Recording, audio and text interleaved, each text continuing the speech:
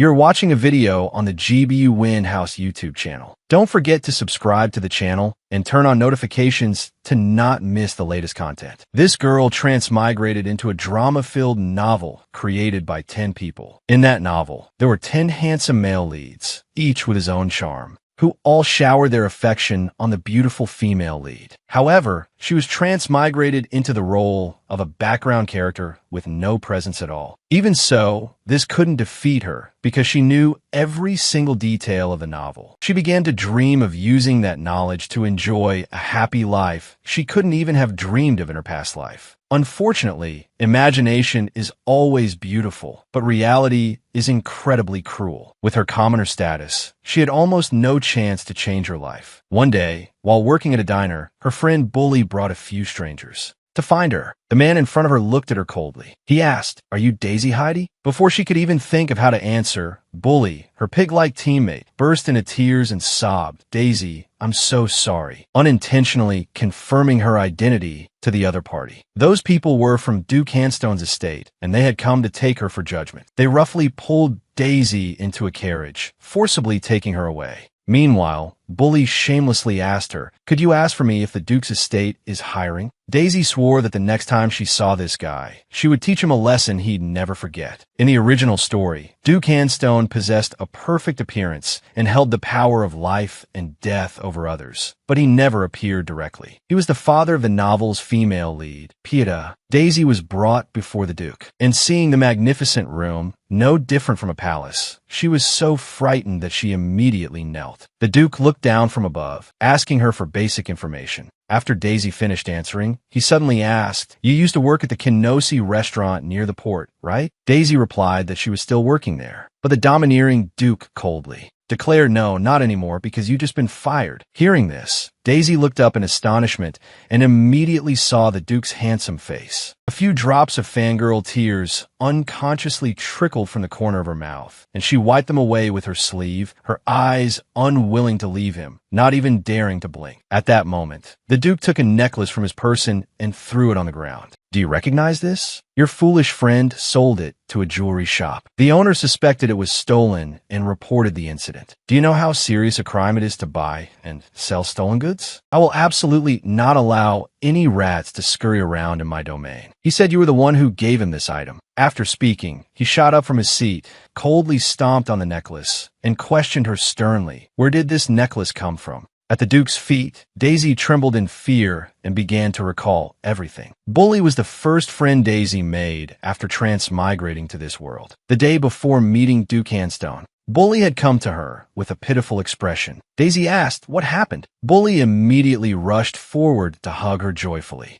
Daisy immediately raised her leg to block him, keeping her distance. "Thought if you have something to say it quickly." Bully pitifully said that his house was about to be auctioned off, and he had no money to move. His mother was also seriously ill and urgently needed money for treatment. Daisy replied with a nonchalant expression, "I don't even have a deposit. Where am I supposed to get money for you? What's the use of telling me these things?" Bully kept nagging incessantly, complaining about his hardships while sobbing. Daisy, annoyed beyond her limits, sighed and handed Bully a small box. Inside was the very necklace the Duke had thrown on the ground. Bully was about to joyfully pounce on Daisy, but was forcefully pushed away by her. Daisy seriously warned him, "I'm only helping you this one time. If a poor person like me takes this thing out, I'll definitely be seen as a thief. Therefore, even if you have to take a small loss, you must absolutely not take it to a jewelry shop." As it turned out, Bully agreed readily, but immediately turned around and sold the necklace. After hearing the story, the Duke told Daisy he said he wanted to buy a carriage for his girlfriend, so he needed money urgently. That answer made Daisy so angry that steam could have come out of her ears. The Duke said nonchalantly,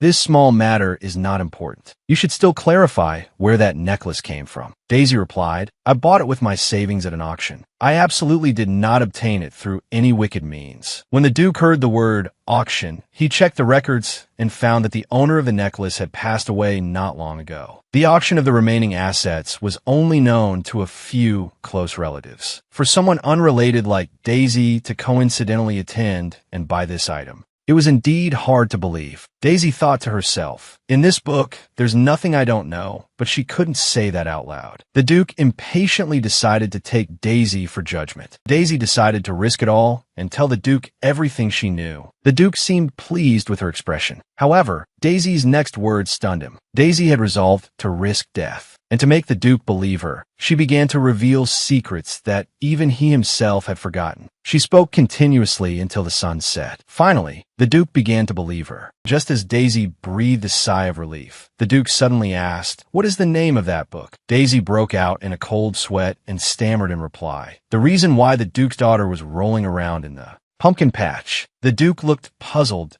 Why daughter has no reason to go near any fields, right? Daisy thought in embarrassment. If the title wasn't like that, how would it attract readers? Even though she had named the book herself, she still felt incredibly humiliated. That's right, she was the one who wrote that novel. She had transmigrated into the very story she created. The work was completed by Daisy, along with 9 other women. Each author brought their own fantasies, contributing to the creation of 10 male leads, each representing the somewhat deviant tastes of each writer, without any restraint. Each one frantically wrote out their own secret desires. Daisy told the Duke the entire truth about the novel, just as she was sadly thinking about her unfortunate death in her previous life. The Duke suddenly asked, "Is my daughter the female lead?" Daisy carefully replied, "Yes." The Duke was incredibly proud. "Isn't it obvious that my daughter is the female lead?" But then his expression changed, and he asked Daisy, "What is a depraved novel?" Daisy remembered the chaotic plot lines in the story of the Duke's daughter, and seeing him looking at her expectantly, she decided she couldn't tell the truth. She reluctantly explained, "A depraved story just means emotional fatigue, mental exhaustion." The Duke immediately became serious. "Then it's clearly not a happy story." Daisy quickly apologized. The Duke then became curious. "Who is the male lead?" Daisy hesitated and asked back, "Do you mean the male characters the young lady will meet?" The Duke immediately got to the point, asking coldly, "The male leads?" Daisy stammered in reply,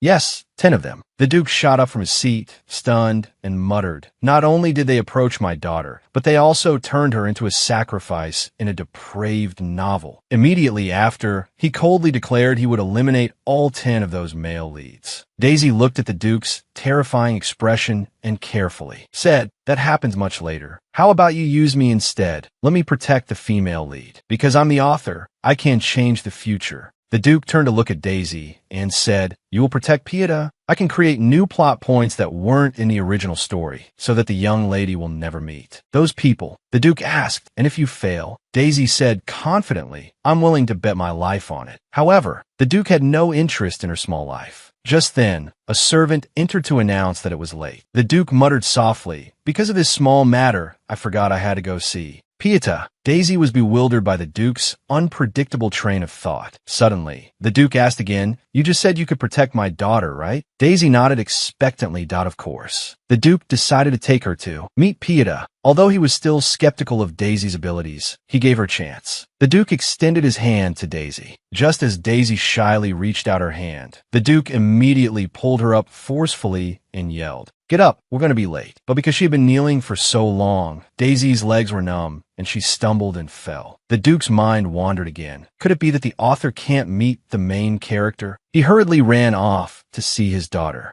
Daisy followed him to Pieta's room. Before entering, the Duke instructed, "I will introduce you as a candidate for the new nanny, but whether you're hired or not depends on her." After speaking, he walked in with a smile and gently hugged his daughter. At this moment, Daisy also got to see the female lead's appearance for herself. She was an incredibly adorable little girl. Unlike Daisy's image of the female lead, the Pieta before her had fluffy, doll-like hair. Daisy reached out, wanting to gently touch that hair, but in order to keep her job, she forced herself to hold back. She tried to strike up a conversation with Pieta, but Pieta hid shyly in the Duke's arms. The Duke looked at Daisy with an expression that seemed to say, "You think you can get close to my daughter just like that?" But he had no idea that Daisy had paid great attention to building Pieta's character in the novel. The little girl liked sweet things, the color green, and frogs. Daisy immediately took out a green, frog-shaped candy and successfully invited Pieta to a tea party with her. At the party, Daisy continuously gave Pieta the types of candy she loved. The Duke used the excuse of mealtime to try to end the tea party, but Daisy immediately took out a pumpkin candy and gave it to Pieta. In the story's setup, pumpkin candy was what made Pieta feel comforted. After receiving the pumpkin candy, the little girl was overjoyed, hugged Daisy tightly, and asked, "Do you like pumpkins too?" Daisy excitedly replied, "Without a pumpkin side dish, I can't even swallow my rice." Hearing that, Pieta suddenly ran towards the Duke. Just when the Duke thought his daughter didn't like Daisy, Pieta shyly spoke up, "I think Miss Daisy would be a very good nanny." After saying that, she shyly ran away. The Duke was stunned to hear this, while Daisy blushed with excitement. The Duke reluctantly agreed to let Daisy be the nanny. Daisy was extremely excited at the thought of being Pieta's nanny. However, the Duke said, "You just need to pretend to be the nanny, because your real mission is to prevent my daughter from meeting those male leads." Daisy thought, "In that case, let's talk about salary." The Duke glanced at her disdainfully, then turned to his desk and immediately wrote up a contract. It stated that Daisy must live at the ducal estate, and for every male lead she dealt with, she would receive 10 times her wages. When she saw the sky-high salary, Daisy's jaw nearly hit the floor, and without a moment's hesitation, she signed her name. The Duke put the contract away with satisfaction. He then took out a notebook and demanded that Daisy write down everything she knew about the male leads. The Duke looked at the list Daisy wrote and immediately recognized the two biggest threats came from the royal family and the magic tower. However, because the names of the male leads were too complicated, Daisy racked her brain but could only remember 5 of them. She explained that if she could see them again, she would definitely remember. The Duke replied, "Then at tomorrow's party, just invite every possible noble." Daisy asked, dumbfounded, "Was this party already planned?" The domineering Duke replied, "Can't you see I'm writing the invitations?" That night, the Duke immediately sent people to deliver all the invitations. The next morning, Daisy began to daydream that she, a person pretending to be the nanny for the most prestigious ducal family in the empire, would get to enjoy a life of luxury and splendor. She could even attend a noble ball, and she giggled foolishly with joy. However, the Duke made her disguise herself as a servant, because only a servant could move freely throughout the ball, making it easier to approach and identify the male leads. The problem was that this ball had 150 guests. Daisy was run off her feet by the noble ladies and young misses, while the Duke sat leisurely on a long chair, comfortably watching the show. Just as Daisy felt extremely dissatisfied and wanted to quit her job, she suddenly saw a pregnant woman walk by. In that moment, she immediately remembered one of the male leads, a mad genius with red eyes. In the story, after meeting Pieta, he fell madly in love with her, giving up everything he had before for this love. But now, he hadn't even been born yet. He was in that woman's womb. Just as Daisy was confused about what to do, a tall man suddenly bumped hard into the pregnant woman.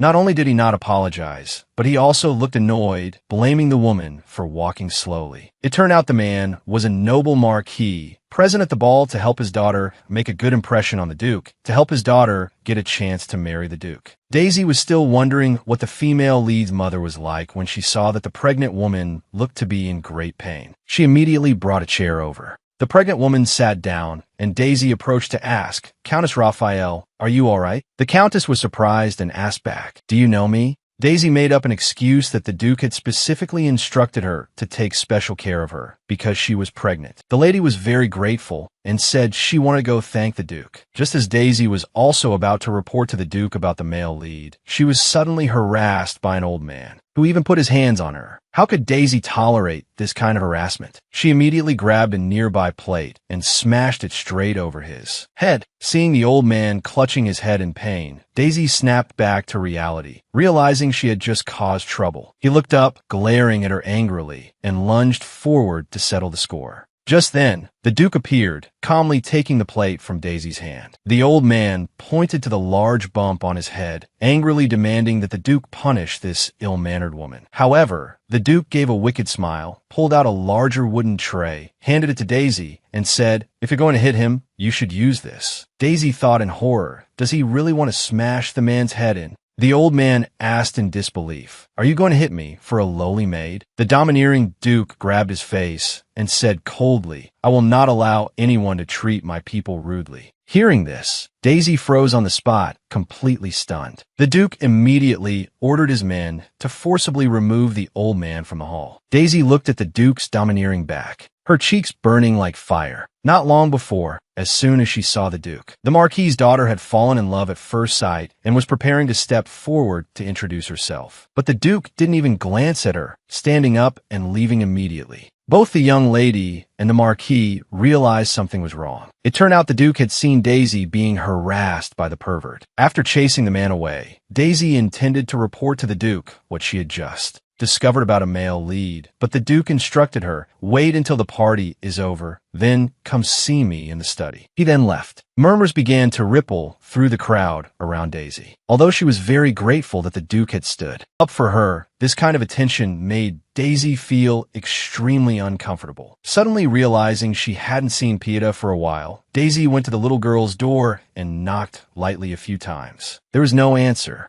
So she pushed the door open and went in. Little Pieta was lying obediently on her stomach on the bed, looking like a cute little doll. Seeing this, Daisy's heart felt like it had been struck by Cupid's arrow. She asked gently, "Young lady, are you unhappy?" Pieta replied resentfully, "I'm the only one who can't go out. I really wanted to play on the second floor today, but I'm not allowed because of the party." Daisy then had a great idea and led the little girl to the second floor balcony. Pieta looked at the transparent glass roof on the second floor, her eyes sparkling as she said she also wanted to host her own party. Daisy played along and asked her how warm she wanted her hot milk. Pieta replied adorably, "Just a little warm is fine." Daisy asked her, "Is it Duke Handstone, your father, who won't let you go out? Next time, try asking him really nicely. I'm sure he'll agree." Pieta shook her head. "No, it's not that he won't let me go. It's that I don't want to go. Because those people always pat my head." Daisy nodded in agreement. "That's right. The young lady's head is like a chestnut. Very cute." Pieta said, "But only people I allow can pat my head." He can, but Daisy can't yet. At this point, Daisy finally realized something unusual. Duke Handstone was Pieta's maternal uncle. It turned out there was a plot detail in the novel that even she, the author, didn't know about. Afterward, Daisy took Pieta back to her room. The little girl changed into pajamas with a pumpkin pattern, her favorite thing. After saying goodnight, Pieta quickly fell asleep. Daisy, exhausted from a long day, also plopped down beside the bed. At that moment, she suddenly remembered what Pieta had said earlier. It turned out Duke Handstone was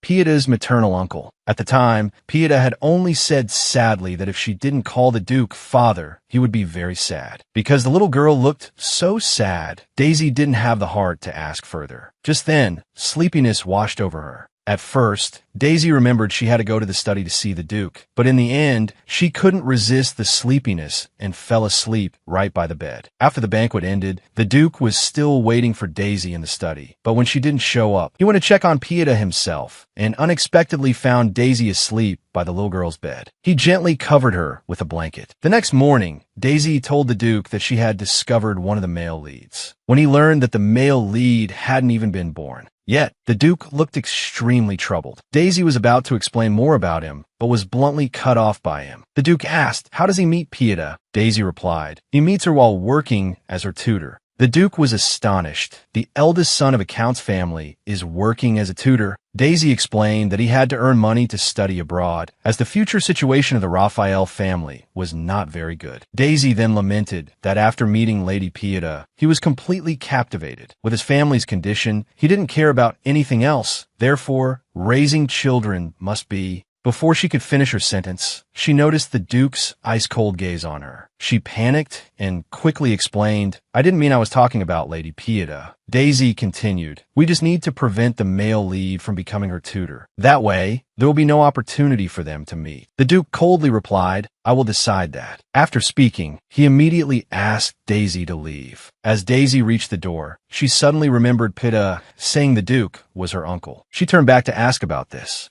The Duke was very surprised to learn that Daisy already knew. He took out a thick file and handed it to her. It clearly stated that Pieta was the Duke's biological daughter. The Duke said, "No matter what others say, Pieta is my daughter." He looked straight into Daisy's eyes and said, "If this gets out." But before he could finish his threat, Daisy saw his gentle eyes and quickly cut in, I will definitely keep this secret. Whether the young lady is your biological daughter or not is not important. What's important is that the person who loves and thinks of her more than anyone else is you." Hearing this, the Duke's face unexpectedly turned red, and he shyly showed his agreement. Daisy continued, "Pieta's hairstyle and way of dressing are completely different from other noble ladies." After spending some time with her, Daisy realized the current style actually suited Pieta very well. The little girl herself also liked it very much. Just then, the Duke walked over to a bookshelf and pressed a hidden mechanism. The bookshelf swung open, revealing a closet inside, which was filled with beautiful dresses for a little girl. The Duke said sadly that the bookshelf couldn't hold anymore, yet Pieta had never worn any of them. He had never let anyone else choose clothes for the girl. Daisy reluctantly explained that perhaps because the young lady likes to run around, these cumbersome dresses are very inconvenient. But the Duke didn't listen to her, just continued to mumble, "Very smart, right?" At such a young age, she already knows how to choose practical clothes. For movement, he thought it showed that Pieta valued practicality. The fact that she didn't like long hair could be a sign that she would later become an artist. The Duke asked Daisy not to tell him in advance which field Pieta would shine in,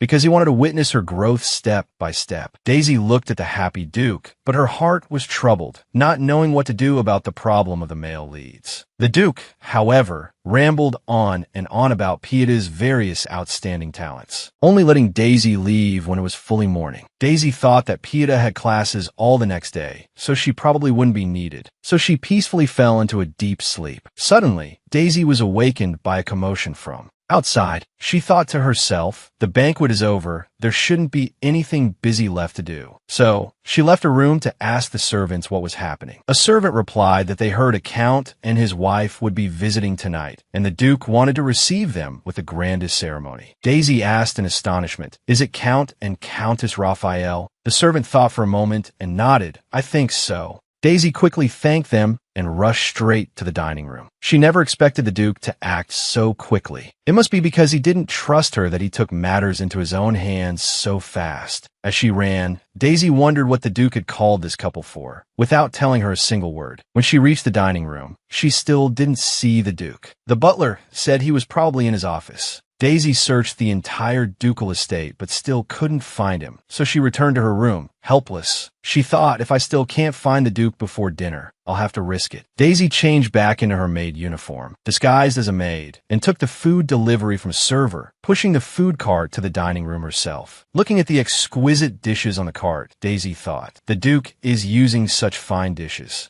To entertain the Count's family, it's truly rare. She really couldn't guess what the Duke was planning. When she reached the dining room, just as she pushed the door open and was about to greet them, she heard the Count's voice asking the Duke, "Why would you make such a proposal to us?" That sentence immediately sparked intense curiosity in Daisy. She placed the food tray on the table and secretly observed their expressions. The Duke frowned slightly upon seeing Daisy appear, but didn't expose her. He continued speaking to the Count, saying that he had read his research report and felt he was a very outstanding scholar. The Duke didn't want such a talented scholar to be buried, so he hoped the Count and his wife would seriously consider his proposal. Daisy stood by, eavesdropping, her mind in a fog, not understanding what was happening. At this moment, the Count emotionally said that becoming a scholar was his lifelong dream, but he was also the head of the family, no longer young, and his child was about to be born. He never expected the Duke himself to write a letter of recommendation to the Tristan Empire's academic institute for him. The Duke also said he had high expectations for the Count and wanted to send him to study soon, so all accommodation and transportation costs will be covered by him. Daisy was utterly astonished to hear this. She never thought the Duke would use this method to send the family far away. The Count and his wife, unaware of the real reason, were extremely moved, repeatedly bowing their heads to thank the Duke before leaving. After they left, Daisy stopped the Duke, asking if he sent the Count abroad because of the male lead. But the male lead hasn't even been born yet, so what will happen to the Raphael family? The Duke casually replied, among the Count's relatives, there will surely be someone to inherit the title. Besides, his son wanted to go, study abroad. I'm just helping him go a few decades earlier. What's wrong with that? The next day, Daisy asked the Duke in astonishment, "Did you clear out all the things from my house?" The Duke calmly replied, "Haven't you received them yet? They should have arrived yesterday." Daisy went crazy internally. Her escape route had been cut off. She had kept that place so that if she were ever fired, she could go back to working at the restaurant. The Duke tilted his head, puzzled. "I remember your situation wasn't good enough to pay the rent on time." Daisy weakly replied, "I was just afraid that one day you would kick me out." The Duke scoffed. "If I were to kick you out so easily, I wouldn't have declared in front of so many people that you are my person. Not to mention, you know such a big secret." The Duke gave Daisy a meaningful glance and smirked. "Do you think I would let you leave here so easily?" Daisy watched the Duke's retreating back, her face flushed, her mind only echoing the question, "His person, what does that mean?" At that moment, Suddy told Daisy that her luggage was received by butler Peter, and he would have someone bring it over immediately. Daisy looked at this man, a character who had never appeared in the original story, and thought to herself, since Duke Handstone didn't appear at first either, it's not strange for a new person to show up. She recalled Suddy's sharp eyes that seemed to see through everything and realized, even though this is a story I wrote, there's still too many things I don't know, so it's better to be careful. Just then, butler Peter appeared, carrying Daisy's suitcase, and threw it on the ground in front of her with a thud. Peter said angrily, "Why do I have to do this and that for a lowly brat like her?" He coldly criticized Daisy for being so lazy at such a young age, leaving her confused as to why he was so angry. Daisy thought to herself, he could have just said the luggage had arrived. Why make such a big deal? She was about to apologize to smooth things over when Pieta came running to find Daisy to play. Butler Peter immediately greeted the little girl as if they were very close. But Pieta looked extremely frightened. Sure enough, Peter's expression immediately changed, and he asked grimly, "Were those running footsteps just now caused by the young lady?" Pieta was so scared she immediately hid behind Daisy. But the butler continued to nag, criticizing Pieta for everything from her hairstyle and clothes to her etiquette. He even said that if she continued like this, she wouldn't be able to get married in the future, affecting the reputation of the Handstone family. Hearing those absurd words, Daisy finally couldn't take it anymore. She angrily questioned the butler how he could speak to the young lady with such words. The butler saw Daisy as just a new maid and paid her no mind, then continued to say to Pieta, if the young lady doesn't mature, she will become an ignorant woman in the future. Daisy flared up, using the eloquence of a longtime storyteller to retort without mercy. The butler said, if she were a young master, the servants wouldn't dare be so disrespectful. Daisy retorted, "You old dog, you really can't speak a decent word." The butler shouted angrily, "Who are you to speak like that?" Daisy replied, "I'm the young lady's new nanny." "What? Is there a problem?" The butler didn't believe it because he had seen Daisy working at the banquet. But at that moment, Pieta weakly spoke up, confirming Daisy's identity as her nanny. Peter was visibly startled to hear this. Even so, he couldn't stop himself from sneering. "Someone like you is the young lady's nanny?" Daisy thought, although it's just a temporary pretense, I have to own it now, so she nodded in confirmation. The butler acted tough on the outside, but he was already wavering inside, saying, if I find out you're lying, the first person to be kicked out of here will be you. Daisy calmly replied, "You can go ask the Duke." The butler said angrily, "You think I don't dare?" Daisy remembered the venomous words he had just said to Pieta. She said angrily, "Even if I get kicked out, I'll prepare a coffin for you before I leave. If you don't want to die here, then listen to me carefully. First, never say that nonsense to Lady Pieta again. Second, if you dare call her a brat one more time, before I put you in a coffin, I'll break your legs first. And finally, get out of this room for me." Butler Peter trembled with anger, then reluctantly turned and left in humiliation. Daisy watched his dejected back, still thinking angrily. That old man didn't even apologize in the end. Daisy heard Pieta's soft voice. "Daisy, are you angry?" Daisy immediately smiled and replied gently, "No, I'm not angry." Pieta said, "Mr. Peter is always like that when he sees me. It's all my fault, I'm sorry." Daisy took the small hand the little girl offered, comforting her, "There's nothing to be sorry about. Your father is a duke. Who would dare to bully the young lady?" But Pieta said with a choke in her voice, "But everyone says the same thing as Mr. Peter. They say the clothes I choose are ugly, that my short hair looks weird. If I ask father if it's true, they will never come to our house again." Pieta hugged Daisy tightly and continued, "What just happened? I won't tell father. If I can't see Daisy anymore from now on, I'll be very sad." Daisy suddenly thought, the people who left, did they also look at Pieta with the same eyes as that old man? Thinking of the hurt the little girl had to endure, Daisy choked up. She hugged Pieta and whispered in her ear, if something like this happens again, don't tell your father, tell me everything. If you tell your father, they'll be scared and won't come anymore, but it's okay to tell me. Pieta looked at Daisy. If I tell Daisy, you won't leave, right? Daisy held out her pinky to make a promise. I will always be with you. Pieta also held out her pinky to link with hers. She suddenly asked Daisy, do you want to pat my head? Daisy was surprised. Pat your head? Really? Pieta said, because Daisy is very capable and very good to me, and we have a secret, so now we're friends. Daisy watched the little girl become happy again, and finally got to touch and pat that lovely chestnut hair. Time flew by. The bond between Daisy and Pieta grew deeper, and Pieta came to adore Daisy immensely. At this time, because the Duke was busy with investments, the task of caring for Pieta was completely handed over to Daisy. One day, Pieta suddenly said she wanted to take Daisy somewhere, and then pulled her hand and ran off in a hurry. The two of them ran through a long corridor, and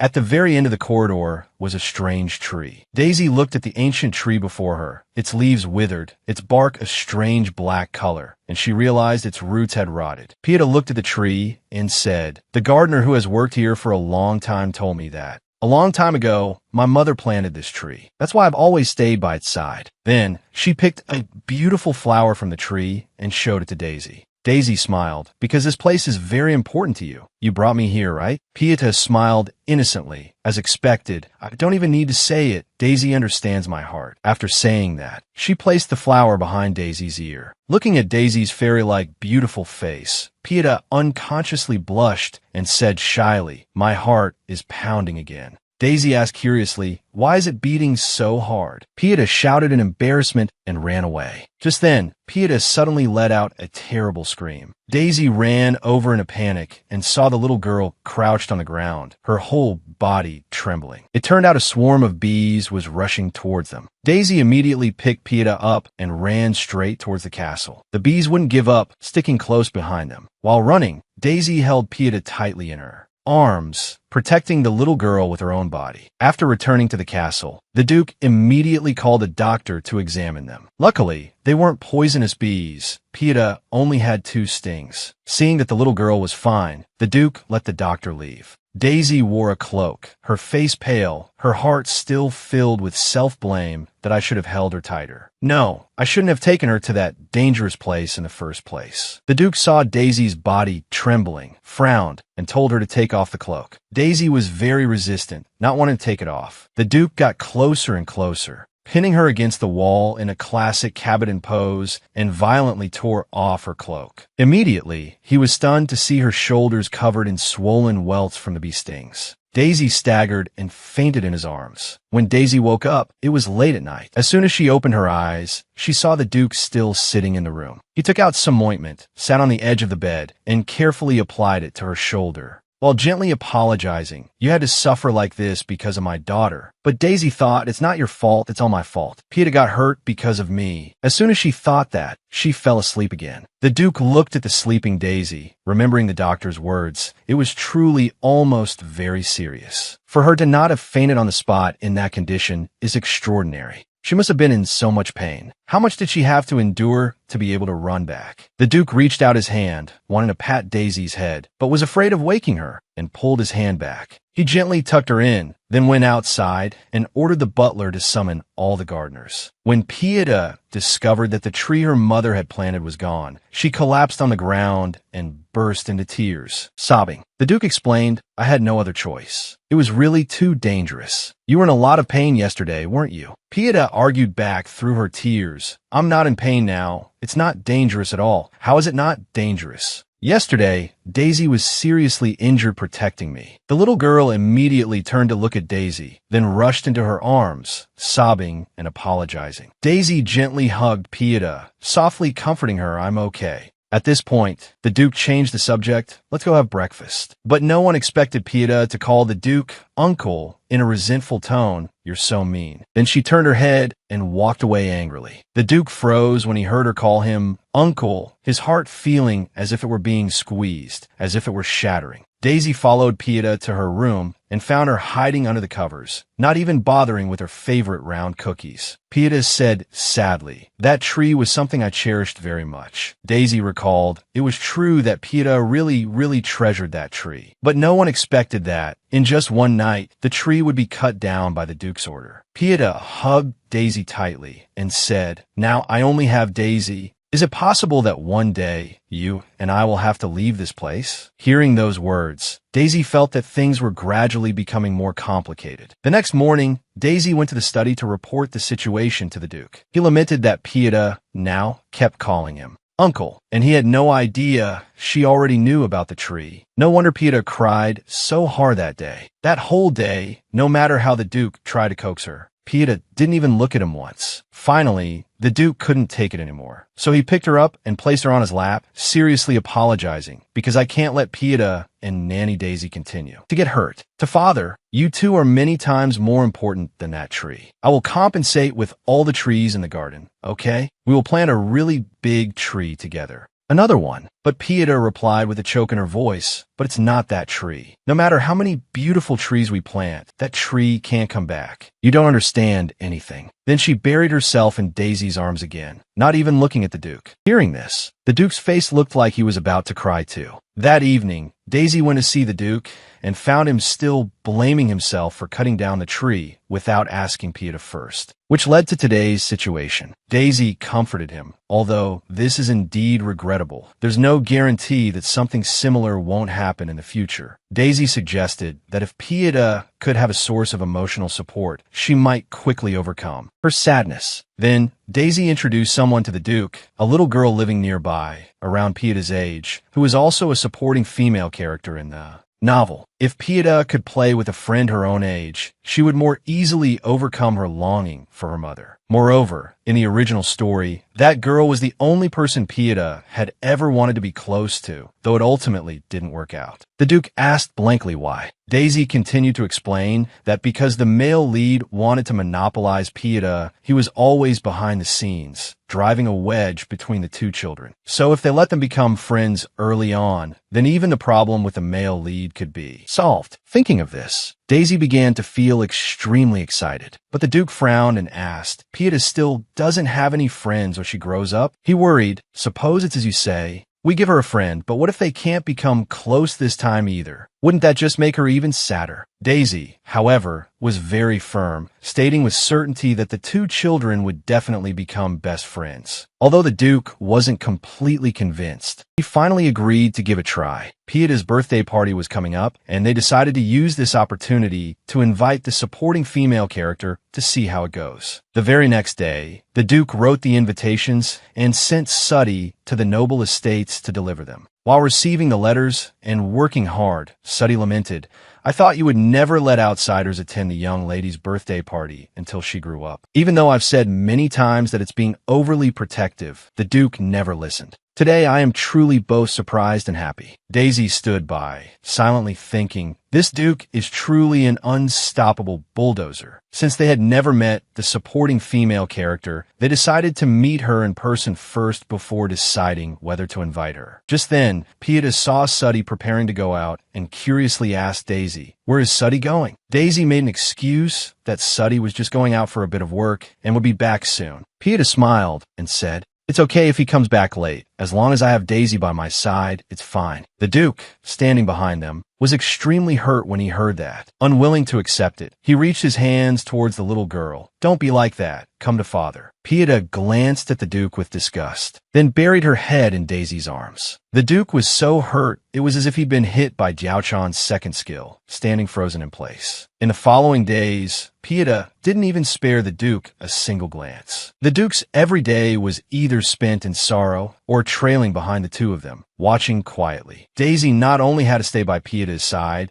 but also had to record everything that happened and was said during the day to report back to the Duke. She felt that before this father and daughter reconciled, she would probably be the one to collapse from exhaustion first. Unable to bear it any longer, Daisy offered the Duke a strategy she had learned from an elderly aunt in her previous life. The secret was, Mommy is holding Daddy's hand. So, does our beloved child want to hold hands too? This method would naturally guide the child, soothe their anger, and keep them from being grumpy all day. The next morning, during breakfast, Daisy, after a period of internal struggle, decided to risk it. She took the Duke's hand and said to Pieta, Pieta, let's say good morning to Father. Did you sleep well, Your Grace the Duke? The Duke immediately stiffened. What Daisy absolutely did not expect was that the Duke would blush from embarrassment. He stammered in reply, I slept well. Daisy thought to herself, if it starts like this, what am I supposed to do? But she still tried to turn and urge Pieta to say hello. Pieta reluctantly said, Did you sleep well? Then she immediately jumped off her chair and ran straight away. Daisy thought, was I too hasty? But it was still too early to be disappointed. This play of a harmonious family had only just begun. Thinking that, Daisy suddenly realized she and the Duke were still holding hands awkwardly. Today, Daisy and the Duke planned to meet the supporting female character. The two of them had originally planned to wait until Pieta was asleep and sneak out, but they were caught by the little girl at that very moment. A pitiful Pieta clung to Daisy's hand and asked softly, Can't you please not go? When she received a negative answer, she snatched Daisy's hand back. The Duke had to speak up and discipline her before Pieta reluctantly gave the bag back to Daisy, then pouted and muttered, You're the meanest person ever. Daisy knelt down to comfort the little girl. I'll be right back. Hearing that, Pieta wiped her tears and nodded reluctantly. The Duke and Daisy visited the home of the supporting female character, Lady Rodizon, the second daughter of the Marquis. Franzoff. The Marquis and his wife were extremely surprised to see the Duke visiting in person, and even more surprised to see him bring a woman with him this time. They couldn't help but ask curiously, so early in the morning, what brings you here, Your Grace? The Duke took a sip of tea and said slowly, I came here today to ask the Marquis if he would agree to let his child attend my daughter's birthday party. Just as Daisy was about to take out the invitation, the Marquis quickly snatched it. After reading the invitation, the Marquis and his wife's eyes immediately lit up, and they happily agreed without a moment's hesitation. They even immediately sent for their children for the Duke to choose. The result was that their two sons were brought out. The Duke and Daisy just had a glance at each other to know that this Marquis was up to something. The Duke had to say bluntly, I came here to see your daughter. For this party, I only want to invite Lady Rodizon, your second daughter.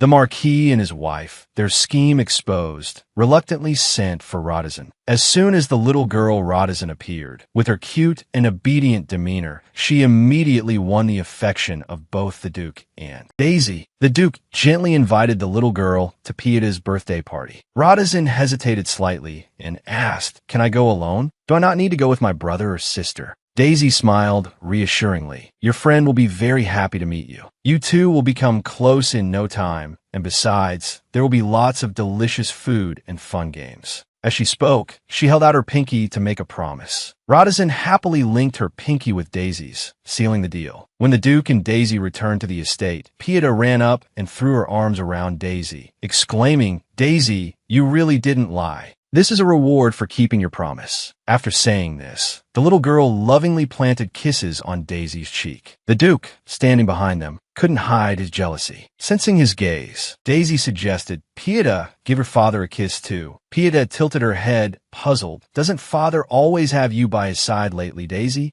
A kiss from you is enough. The answer left both Daisy and the Duke stunned and speechless. Seeing their strange expressions, Pieta tilted her head and asked, What's wrong, Daisy? Aren't you going to kiss him? Daisy and the Duke looked at each other. Faced with the little girl's expectant gaze, neither of them wanted to disappoint her. Daisy told herself, It's okay, it's just a little act. Then she slowly tilted her head and gave the Duke a light, emotionless peck on the cheek. However, smack, a clear sound echoed. Both of them turned bright red with embarrassment. When she heard a friend was coming to visit, Pieta was overjoyed and immediately asked excitedly, Who's coming? The Duke replied, It's Lady Rodizon, the daughter of Marquis, Franzoff in the next town. I hear she's about your age. Daisy, standing beside them, chimed in, Oh my, a friend is coming to play? That's wonderful. The Duke continued. Come to think of it, this is the first time you'll be celebrating your birthday with friends, isn't it? Pieta's eyes lit up with excitement, but then she suddenly became hesitant and worried. I don't know what to play with her. Daisy gently comforted her. As long as you two play together, you'll have fun quickly, no matter the game. Lady Rodizin was someone her father had personally invited, just so Pieta could have a beautiful memory on her birthday. The Duke had also invited the most famous pastry chef to make the birthday cake and prepared many pumpkin-themed clothes and pumpkin dolls. For Pieta, in her heart, Pieta was clearly happy, but on the outside, she still tried to act indifferent. I'll have to think about it. Just then, Suddy came to remind the Duke that it was time for work. The Duke stood up, and just as he turned to leave, he suddenly stopped because Pieta was clinging tightly to his calf. The Duke bent down and asked, "What is it, Pieta?" The little girl clearly didn't want her father to go, but she tried to make an excuse. I just mistook you for Daisy. The Duke, feeling helpless, was about to leave again when Pieta tugged on Daisy's sleeve. When Daisy bent down, Pieta hugged her tightly and whispered, "Remember to give this to father." Daisy was a bit flustered and hesitantly asked, "How about you hug your father yourself? He would be happier." In the end, Daisy couldn't resist little Pieta's cute wheedling. She had to walk over to the Duke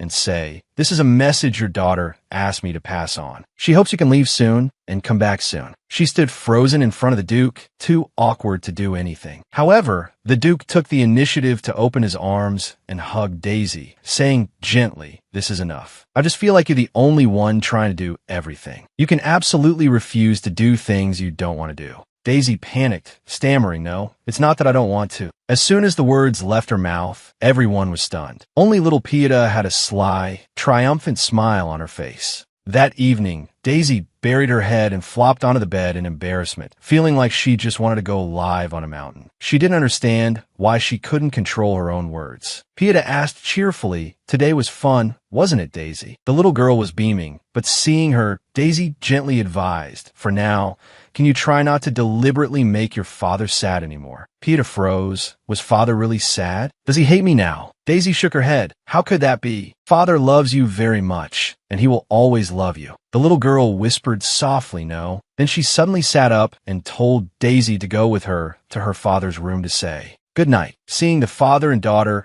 finally willing to reconcile, Daisy felt that all her suffering had finally paid off. Arriving at the Duke's room, little Pieta ran with open arms and threw herself into the Duke's embrace. The father and daughter apologized to each other and finally made up. The Duke was moved. "Let me put you to sleep tonight." But Pieta innocently replied, "To celebrate our reconciliation, let the three of us sleep together today." Daisy, who was so moved she was on the verge of tears, almost had her eyes pop out when she heard that. The three of them squeezed onto the tiny bed, with Daisy and the Duke feeling extremely awkward. Only little Pieta was beaming, hugging her pumpkin doll. Daisy thought to herself, "It seems the Duke is just like me, completely defenseless against this little girl's tears, resigned to following her strange request." But Pieta wasn't done yet. She asked, "Father, why are you facing the wall and not turning over here?" Then her voice choked up, "It's our first time sleeping together." The Duke had no choice but to turn around. Pieta then cheerfully said she wanted to chat with both of them before sleeping. The Duke reached his hand over Daisy to playfully tease the little girl, and Daisy's heart pounded in her chest. Finally, Pieta tired herself out and fell asleep. Daisy couldn't help but ask the Duke curiously,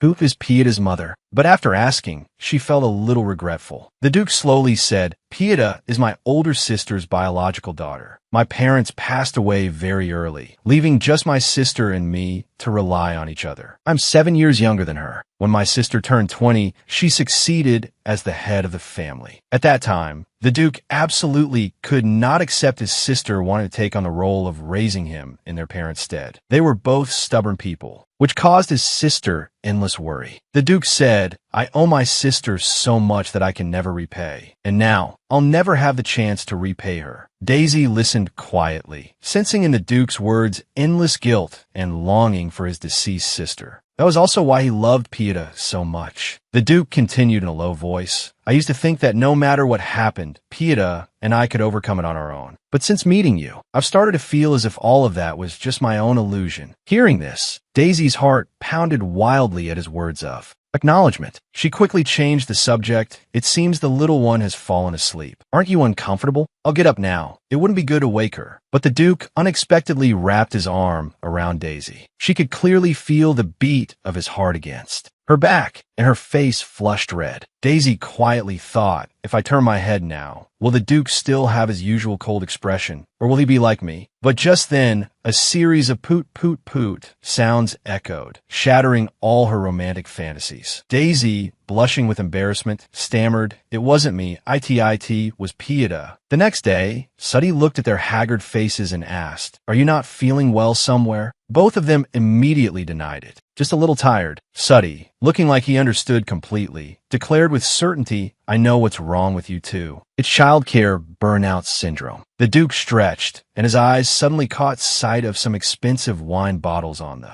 bookshelf. Suddy explained, "Those are a gift from Baron Sabino from a while ago. It's not a bad idea for the adults to relax a bit in their private time, and tomorrow is a day off." So, the three of them opened the wine and chatted merrily. In the midst of their high spirits, Pieta came toddling over to them and tugged on Daisy's hand. "I want the three of us to sleep together today, too." Daisy, embarrassed, refused. "What? No way." Pieta pouted, "But you two must be very tired." The Duke quickly made an excuse. "I'm not sleeping tonight. I have to work all night." Pieta pouted and said, "Adults need to get enough sleep even more." The Duke looked at the adorable child, couldn't resist picking her up into his arms, and pressed her face against his cheek. Pieta yelped in pain and immediately hid in Daisy's arms to escape. The Duke watched the scene of Pieta sweetly nestled in Daisy's arms, his eyes unable to hide his jealousy. He teased, "Pieta, it seems you like Nanny Daisy more than your father." Daisy thought smugly, "That's right, I'm a nanny with magnetic charm." Pieta whispered back, "Then you should hurry up and like her too." But because her voice was too soft, no one heard clearly. After that, Pieta turned to Daisy, begging her to play a game with her.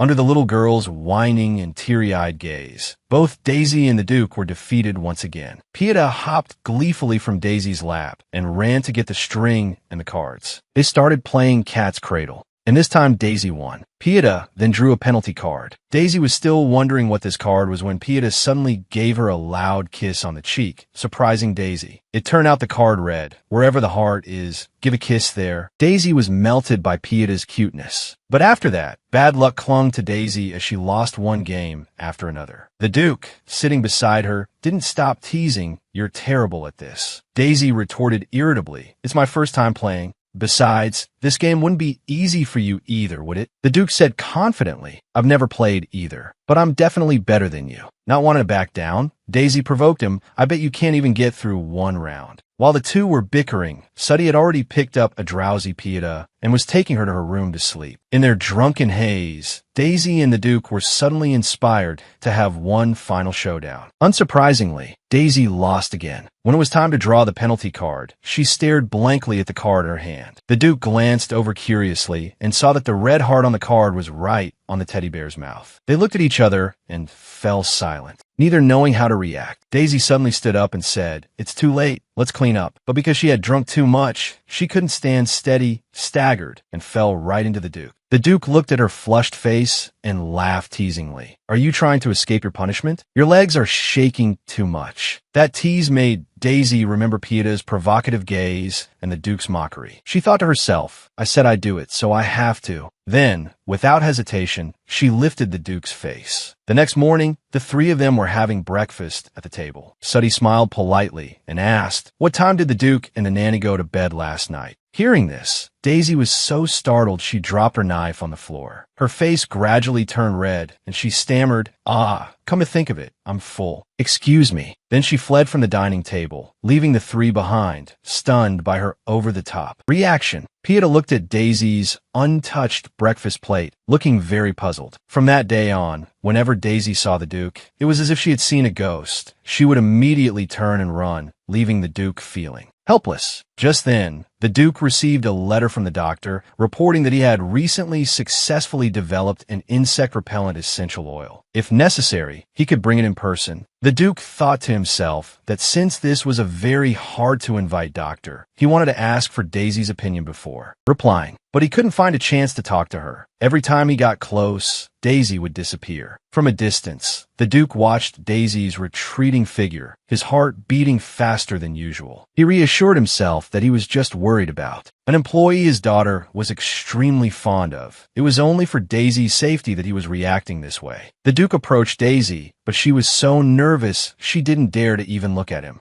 Once, seeing her tense expression, the Duke was extremely puzzled. He had only managed to mention yesterday's matter when Daisy zipped away, leaving the Duke standing bewildered in the hallway. Not giving up, the Duke searched everywhere and finally cornered Daisy in a storage room. Daisy was like a panicked little rabbit, while the Duke was like a calm hunter, asking softly, "Are you busy right now?" Daisy answered meekly, I was looking for Suddy. I got lost." The Duke's lips curved into a meaningful smile. "Suddy is preparing to go out. I sent him." Daisy screamed in her head, "I'm done for." The Duke stepped closer and said in a soft voice, "I'm sorry." Daisy was so tense, she had to reply quickly, "That matter. Can we talk about it later?" I need more time. But the Duke thought about having to reply to the doctor today. Moreover, the weather was getting hotter and there were more flies and mosquitoes. So he said firmly, "I must talk about it now. This cannot happen again." Hearing this, Daisy's face paled, thinking the Duke was referring to last night's incident, and she hurriedly swore, "I give you my word of honor. Something like that will never happen again." The Duke frowned, confused, and said, "What nonsense is this? Giving your word of honor will stop you from getting bitten." He continued to explain, "An incident like this can absolutely happen again. This time it was you, but next time it could be me." Daisy's face was so red, it looked like it would explode. She closed her eyes and said quickly, "It was all because I drank too much that I made a mistake." The Duke froze, only now realizing that they had been talking about two different things the entire time. Daisy lowered her head and said softly, "I'm truly sorry. I was too forward and kissed you." After saying this, without waiting for the Duke's reaction, she hurriedly ran off. The Duke, who had completely lost his memory from being drunk, slowly began to remember the crazy things that had happened the night before thanks to Daisy's words. The Duke immediately blushed, his heart pounding. But then he realized he had been misunderstood and hurriedly called out in the direction Daisy had run. "I was talking about the bees." As Pieta's birthday approached, the Duke, Daisy, and their entourage got into a carriage to go shopping for the party. In the carriage, the Duke and Daisy sat opposite each other, but neither dared to look at the other. The atmosphere was so awkward that Daisy almost jumped out of the carriage to escape, but luckily, Pieta started a conversation, breaking the uncomfortable silence. The carriage stopped in front of a luxurious shop, where the owner had already prepared all the necessary items for the party, from decorations and dolls to dining utensils. Pieta immediately pulled Suddy along to pick things out, leaving the Duke and Daisy standing stiffly in an atmosphere thick with cold sweat. Both the Duke and Daisy wanted to go with Pieta, but the little girl insisted on going with Suddy. Suddy asked in surprise, "The young lady is strange today. Usually, she doesn't even spare me a glance." Pieta turned her head and replied with a smile, "What are you talking about, Suddy? I like you a lot. I just haven't said it before." Then she turned and called out loudly, "Daisy, let father help you choose." Daisy stood there, stunned, so flustered she didn't know how to react. Just then, the Duke spoke, breaking the silence. "Actually, I asked you to come with me today because there's something I wanted to give you." A servant approached and handed Daisy a box. Opening it, she was shocked to see her necklace. It turned out the Duke had secretly sent it to be repaired. Daisy exclaimed emotionally, "I thought you had thrown it away." "Thank you."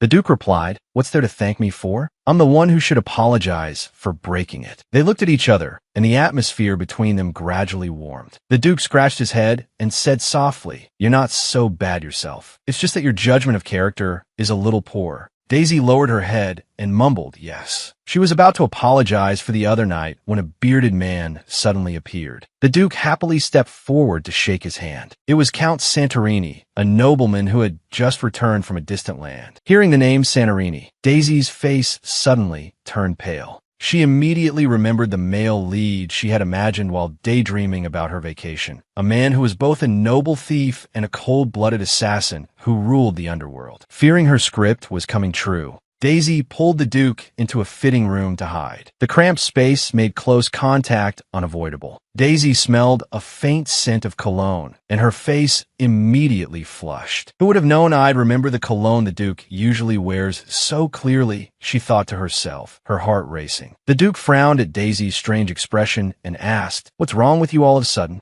Don't tell me you want to continue the game of hide and seek we didn't finish last night?" Daisy said excitedly that the Count's nephew was one of the male leads. But the Duke was skeptical. That Count has never been married. He spent most of his life on the battlefield. Daisy tried to find an excuse. Well, could it be an illegitimate child or a secret relative? The Duke shook his head firmly. The Count has a clean private life. It's impossible for there to be any hidden relatives like that. Hearing the Duke speak so confidently, Daisy began to feel confused, wondering if she had remembered the details of the story incorrectly. Even so, the Duke said, "Having a clue is good. I'll investigate. It's better than getting hit with a plot twist that he's the male."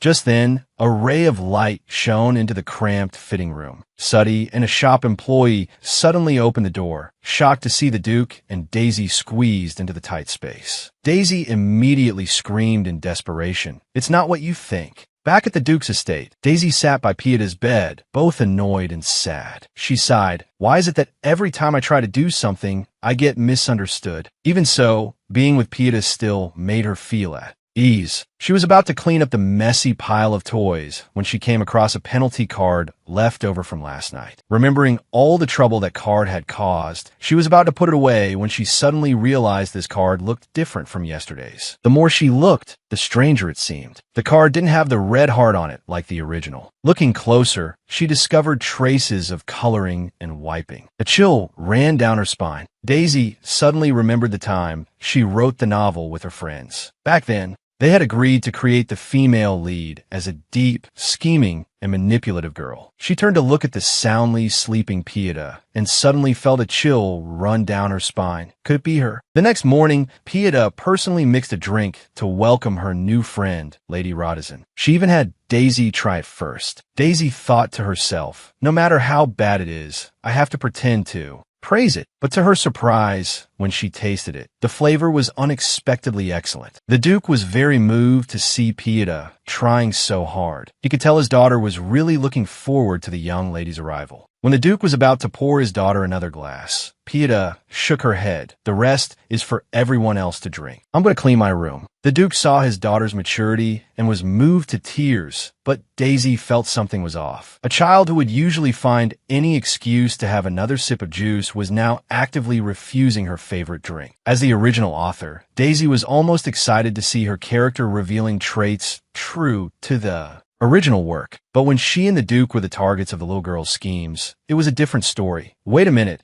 if something really happens between me and the Duke, wouldn't I become her stepmother? Oh my God, is this cunning female lead really trying to make me her stepmother? Daisy nearly turned to stone after considering that prospect. Seeing Daisy frozen like a wooden statue, the Duke frowned and asked, "What's wrong with you? You look strange." Just when the atmosphere was unbearably awkward, Suddy, despite Pieta's attempts to stop him, suddenly picked up the little girl and ran to report the situation to the Duke. Pieta struggled in vain, furious. In her eyes, Suddy was completely useless, not helping her plan at all. In the afternoon, Pieta dragged the Duke and Daisy to play hide and seek, but used the game to lock them in a wardrobe. Both Daisy and the Duke realized this wardrobe was private and took the opportunity to talk. They discussed the investigation of Count Santorino. The Duke revealed that he had tracked down the time and place of a secret society meeting and planned to go in person to investigate. Hearing this, Daisy excitedly asked to go with him, but the Duke's reaction was somewhat awkward and hesitant, as if he didn't want to take Daisy along. She insisted that she had a lot of useful information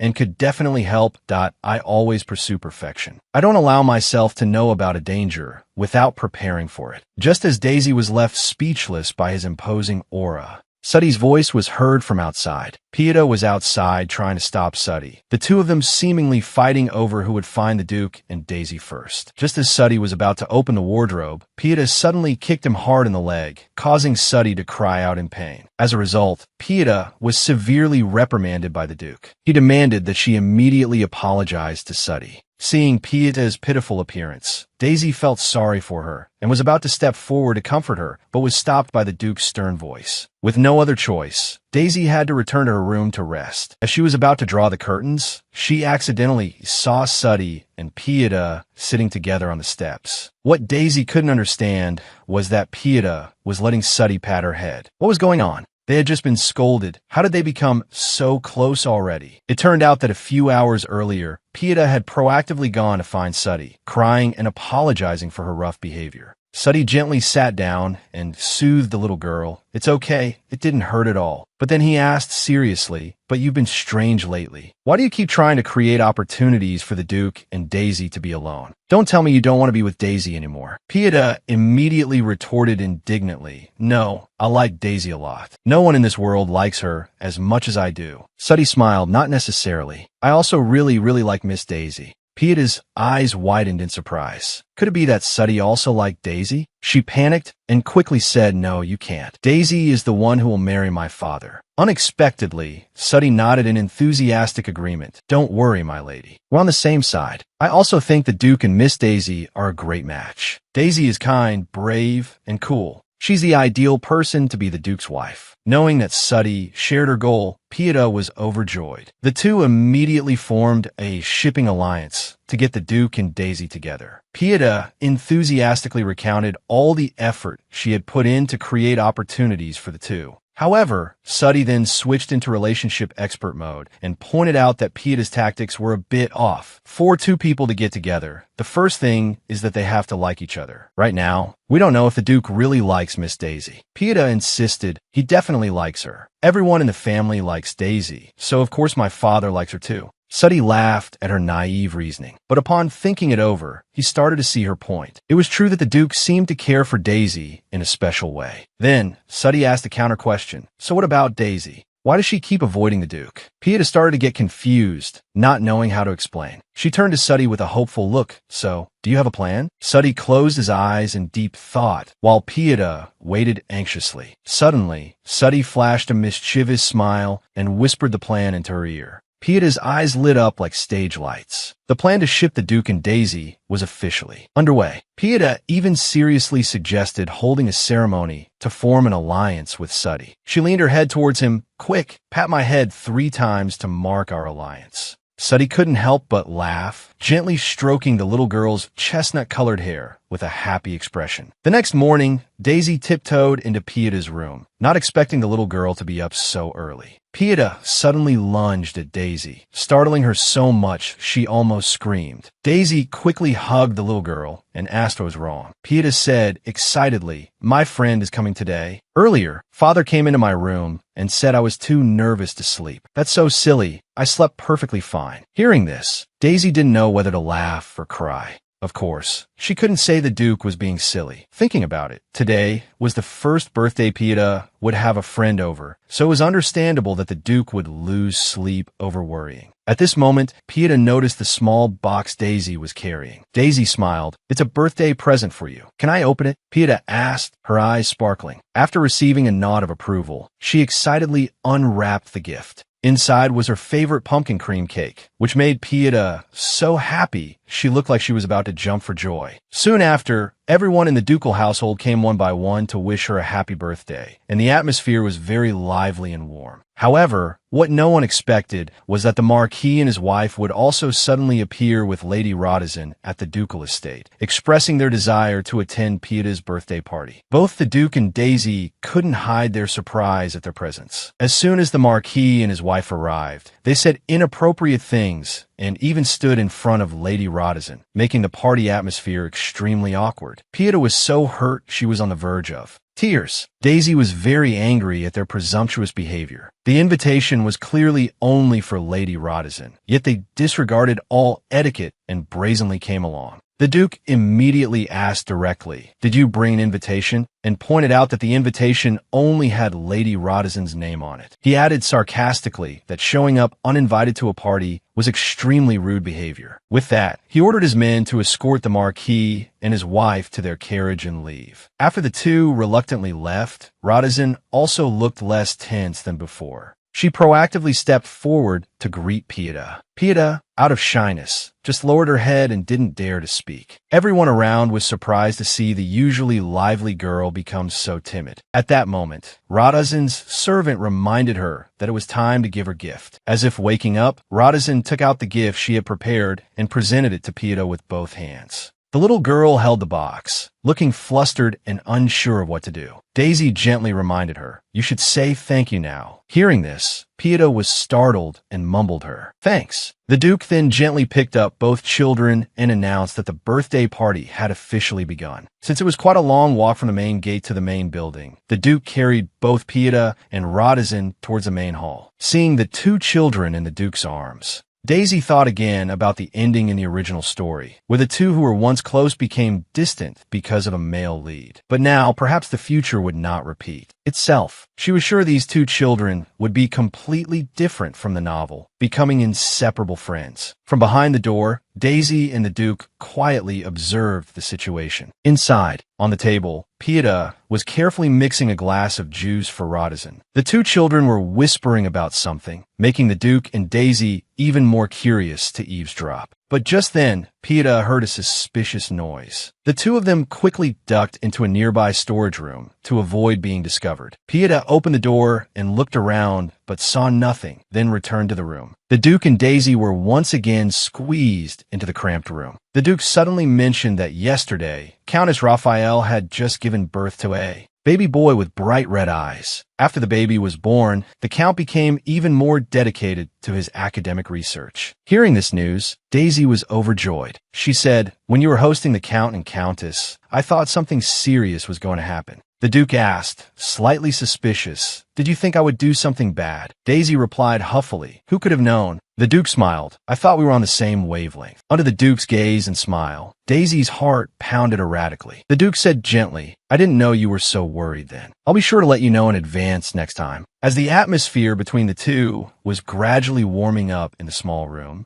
the door suddenly burst open. Pieta rushed in, bumping her head hard against Daisy's, leaving her with a large bump. Pieta shouted angrily, "This is your punishment for getting in my way." The little girl pouted and complained, "You're all adults. Why can't you be a little more obedient?" With that, she took Radazan's hand and pulled her away to play in the Hall of Mirrors. Everyone in the ducal household was dressed formally, having put a lot of effort into decorating the Hall of Mirrors for Pieta's birthday party. When the room's door opened, it was filled with pumpkin-shaped decorations, like a small pumpkin kingdom just for her. Daisy was amazed by the number of pumpkins all over the room when she noticed a very large object covered with a white cloth behind the Duke. Pieta ran over curiously and asked, "What's inside?" The Duke smiled. "This is the gift I prepared for you." With that, he pulled down the white cloth. Inside was an exquisitely crafted fountain. Pieta and Radazan screamed with delight, running closer and looking at the clear water in the fountain with thirsty expressions. Then, they both plunged their heads into drink. Daisy, horrified, quickly pulled the two out, only to discover that the water in the fountain wasn't ordinary water but sweet and delicious pumpkin juice. Daisy silently marveled at the boundless extravagance of the nobility, thinking to herself, "In my past life, the most I ever saw was a 3-tiered chocolate fountain." The Duke had originally wanted to build a large waterfall in the artificial lake outside, but gave up the idea due to hygiene concerns. The Duke and Suddy now stood together, proudly looking at their masterpiece. They decided that from now on, this pumpkin fountain would be placed in Pieta's room so she could always drink her favorite beverage. Pieta and Radazan climbed all over the pumpkin fountain, having endless fun.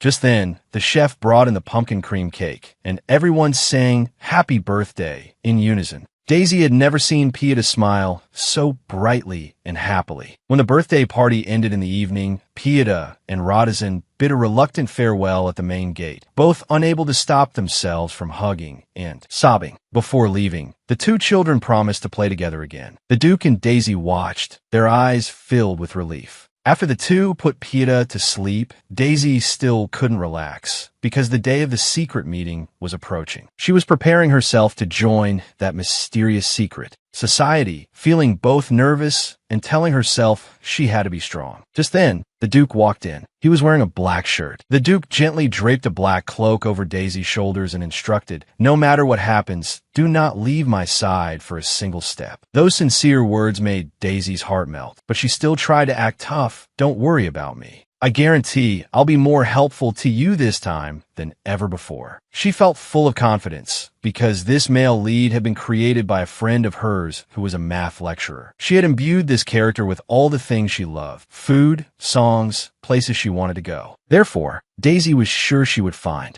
this person more easily than fumbling through a vague name or characteristic. With that thought, she got into the carriage with the Duke. Daisy was full of confidence for this journey. When they arrived at the location of the secret meeting, she was surprised to realize it was a tavern. She felt the place looked very familiar. It turned out she had been here once before. She had thought the location would be a basement or an abandoned warehouse, not such a lively place. Daisy observed the crowd of customers around them were all ordinary people. Yet the Duke's noble aura still shone brightly, impossible to hide. A tall figure approached and placed 2 mugs of beer on the table. Daisy turned her head and was utterly shocked. The person who brought the beer was the captain of the Duke's personal guard. The Duke gently reassured her, "Calm down, it's a small matter." Daisy secretly observed her surroundings, then was stunned to realize that the people sitting and drinking in groups nearby were all servants from Duke Handstone's estate. She was so shocked she froze for a few seconds. Daisy remembered the Duke once saying he was a perfectionist. All of this must have been meticulously prepared for her safety. The more she thought about it, the more embarrassed she felt, her heart pounding uncontrollably. Just then, they noticed that a table of customers had left at some point without them noticing. The Duke and Daisy exchanged a knowing glance. For them to disappear so quietly was definitely not normal. The two came to the same conclusion. Those people must have left this place through some secret passage. Daisy happened to remember that there was a staircase in this tavern leading down to a basement, perfect for a dark and gloomy secret meeting.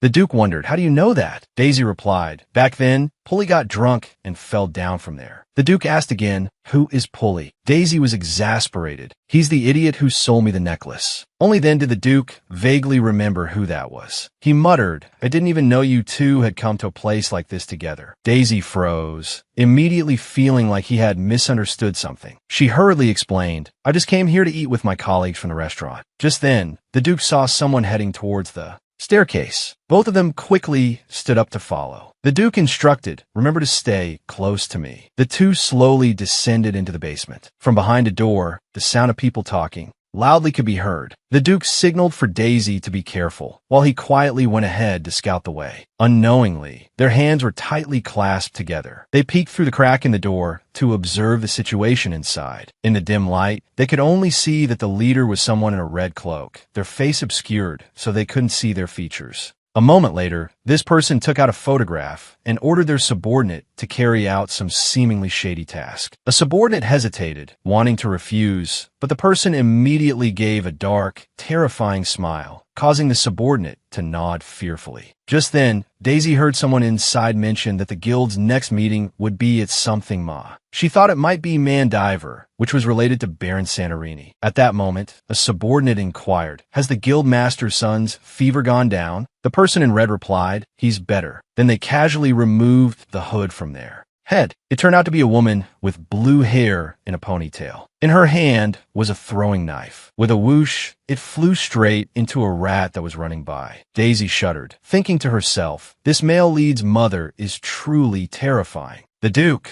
seeing that they had gathered enough information, nodded to signal a retreat. The Duke immediately pulled Daisy away from the basement, but as the two of them stepped back up, they suddenly found themselves surrounded by a group of people. Someone shouted, "Who are you two? Why did you come out from down there?" Seeing this scene, Daisy became extremely tense. Weren't they just ordinary customers? A burly man behind them shouted arrogantly, "Cat got her tongue? Why don't you answer?" The Duke frowned, displeased with the rudeness. "Move." The burly man couldn't believe his ears. What? The Duke immediately exuded a terrifyingly cold aura. "Do you want me to say a second time? Move." The henchmen around them began to back away, oppressed by the pressure. However, the big guy still didn't know his place, slammed the table. Some people don't listen when you speak nicely. They only understand after a beating. "You don't look like an ordinary customer. Let me see your face." Take off that cloak before I rip your face off. Unexpectedly, the Duke calmly agreed. He gently lifted his hood, revealing a face that should not have appeared in a place like this.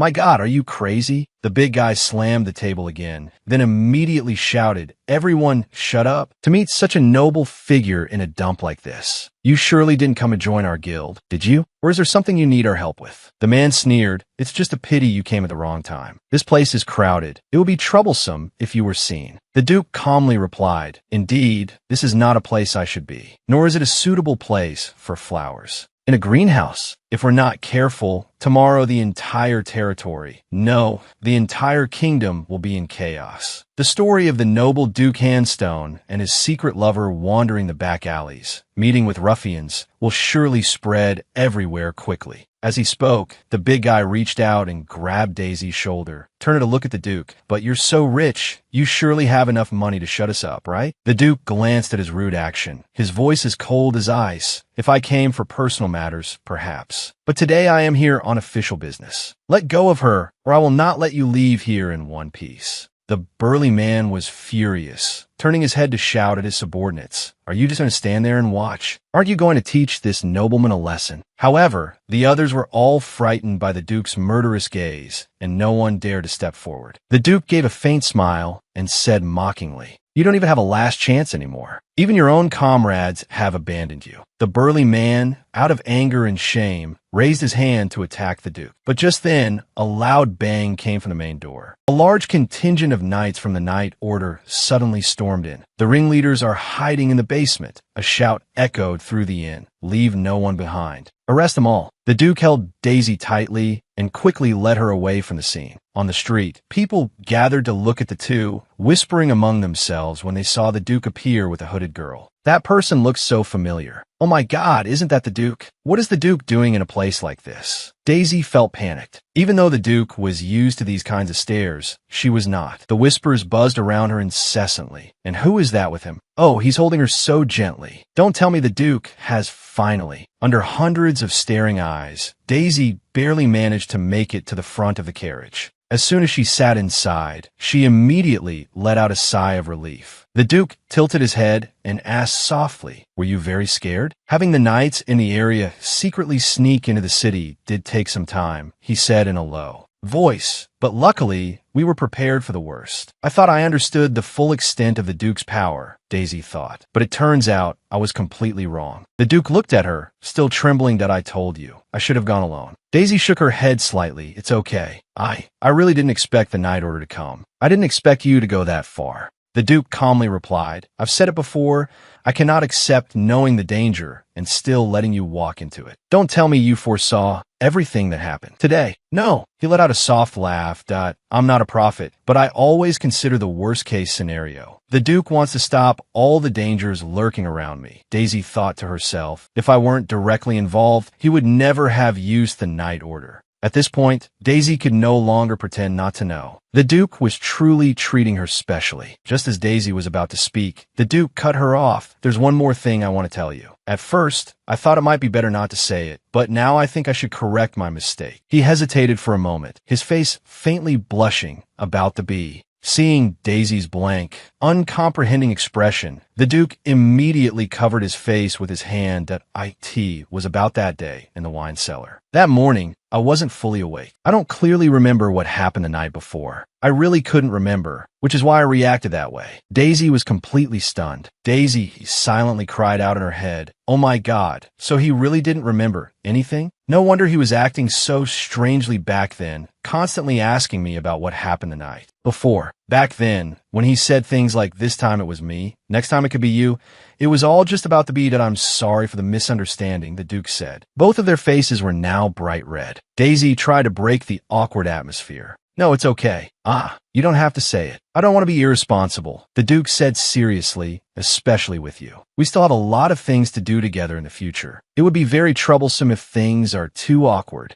So that's why. Daisy nodded, but she misunderstood in her heart.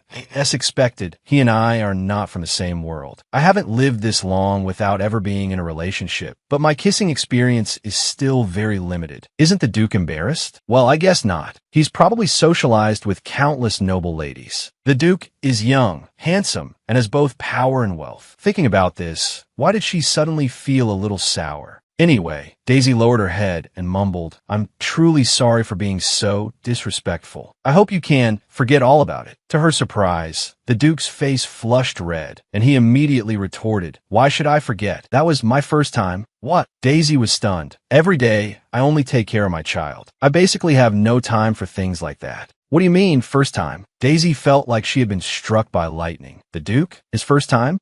It's because you're a handsome and powerful Duke. It would be strange if you didn't have experience," she stammered. Daisy suddenly remembered Pieta's unpredictable, scheming personality. Could it be that this was also part of that little chestnut's plan? At that moment, Suddy and Pieta were standing near the gate, seeing the Duke and Daisy return. Pieta was about to run to Daisy, but was stopped by Suddy. "What are you doing?" "Suddy, put me down." Pieta struggled.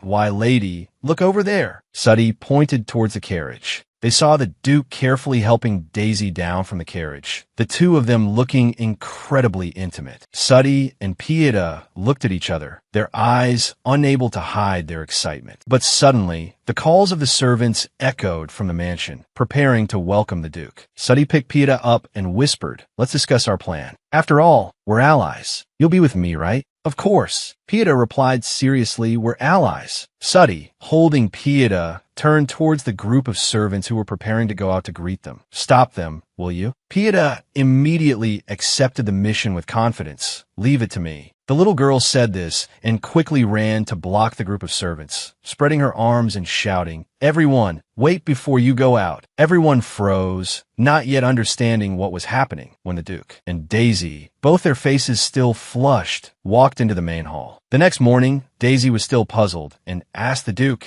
"You said that person was a healer in a mercenary group called something like Ampies, and the guild master's mother came from the NAMA-MANGAI guild. Now another new mercenary group has come to Ampies." She scratched her head.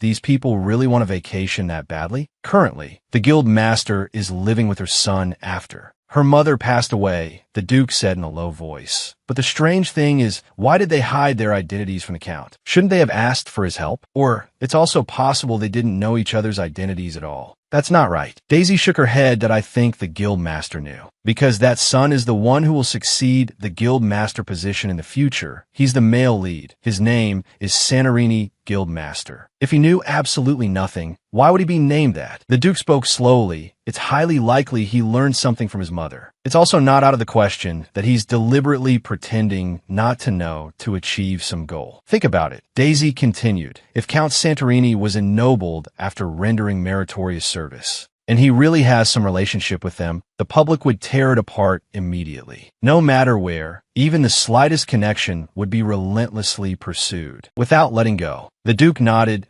My basic principle is not to trust anyone with a criminal record, especially those who have been involved with that kind of guild. At this moment, Daisy reached out to pour tea for the Duke, but he was faster. "No, it's not that I want to drink." He took the teapot.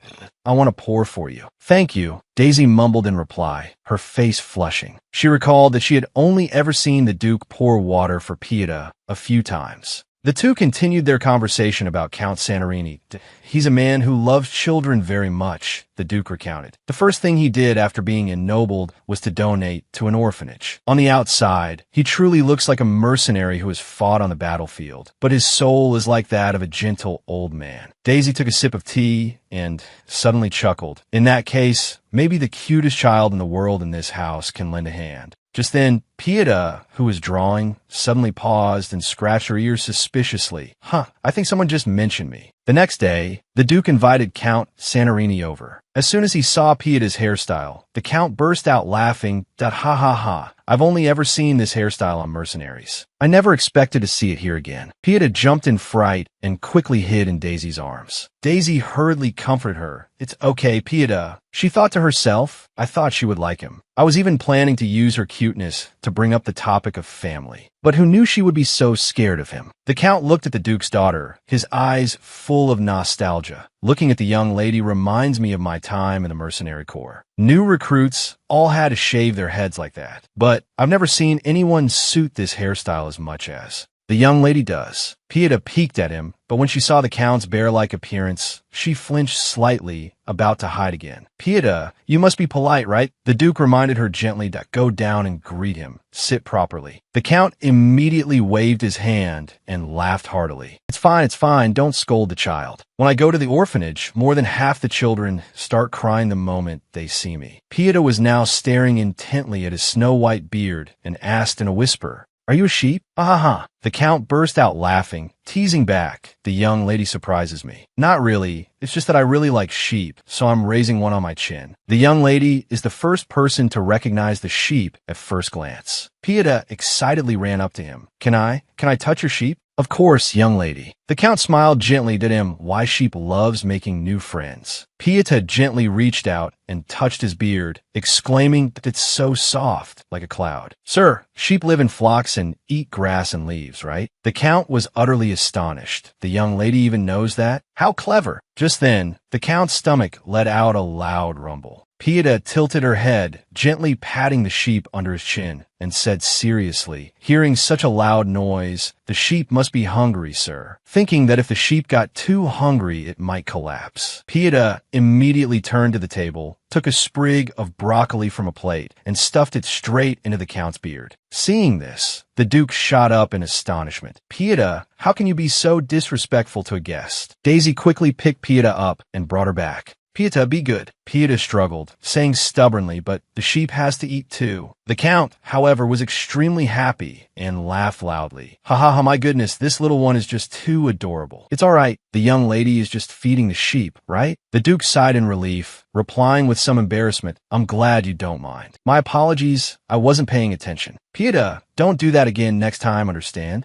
Watching the three of them laughing happily together, the Count suddenly felt a warmth in his heart. After dinner, he raised the wine glass in his hand, swirled it gently, and said, I really don't know how to thank you enough, Your Grace. Perhaps because I've lived alone for so long, I almost never attend gatherings like this. Having family by your side, it's wonderful. He bowed his head, his voice soft. I know, for a mercenary, the word family sounds like a luxury. But whenever I meet a lovely child, I can't help but think if I also had a grandson, then these final years of my life would surely be much happier. I think about it, but now that wish is too late. You also have relatives of your own blood, Count. A daughter and a grandson. The Count looked at the Duke in surprise. What are you talking about? During your time in the Ampi's mercenary group, you lived with a woman, correct? Right. At the same time, in the dungeon, the female guildmaster was desperately shaking the iron gate. Hurry up and open this door for me. Damn it, bring my son here now. Just then, the Duke walked over, took out a key, and opened the cell door. What are you two playing at? Why did the Night Order suddenly show up? Why did you take my son? Regarding me taking your daughter without permission, I apologize, the Duke replied calmly. But as for suppressing an illegal guild, do I need to ask for permission beforehand? The woman roared. If your goal was to capture me, then you didn't need to take my son. What do you really want? What is your purpose in doing this? The Duke looked coldly into her eyes. Because you and your son will seriously affect my daughter's future. What? The female guildmaster had no idea what the Duke was talking about. Just then, the Count unexpectedly entered the cell, leading a young boy. The woman immediately rushed to hug the boy tightly. My son, are you hurt? The Count suddenly spoke up and asked, You're Andy Nolita, right? The female guildmaster looked at him warily, her voice full of suspicion. Who are you? Do you know me? The Count gently repeated, Celine Nolita. Your mother's name was Celine Nolita, right?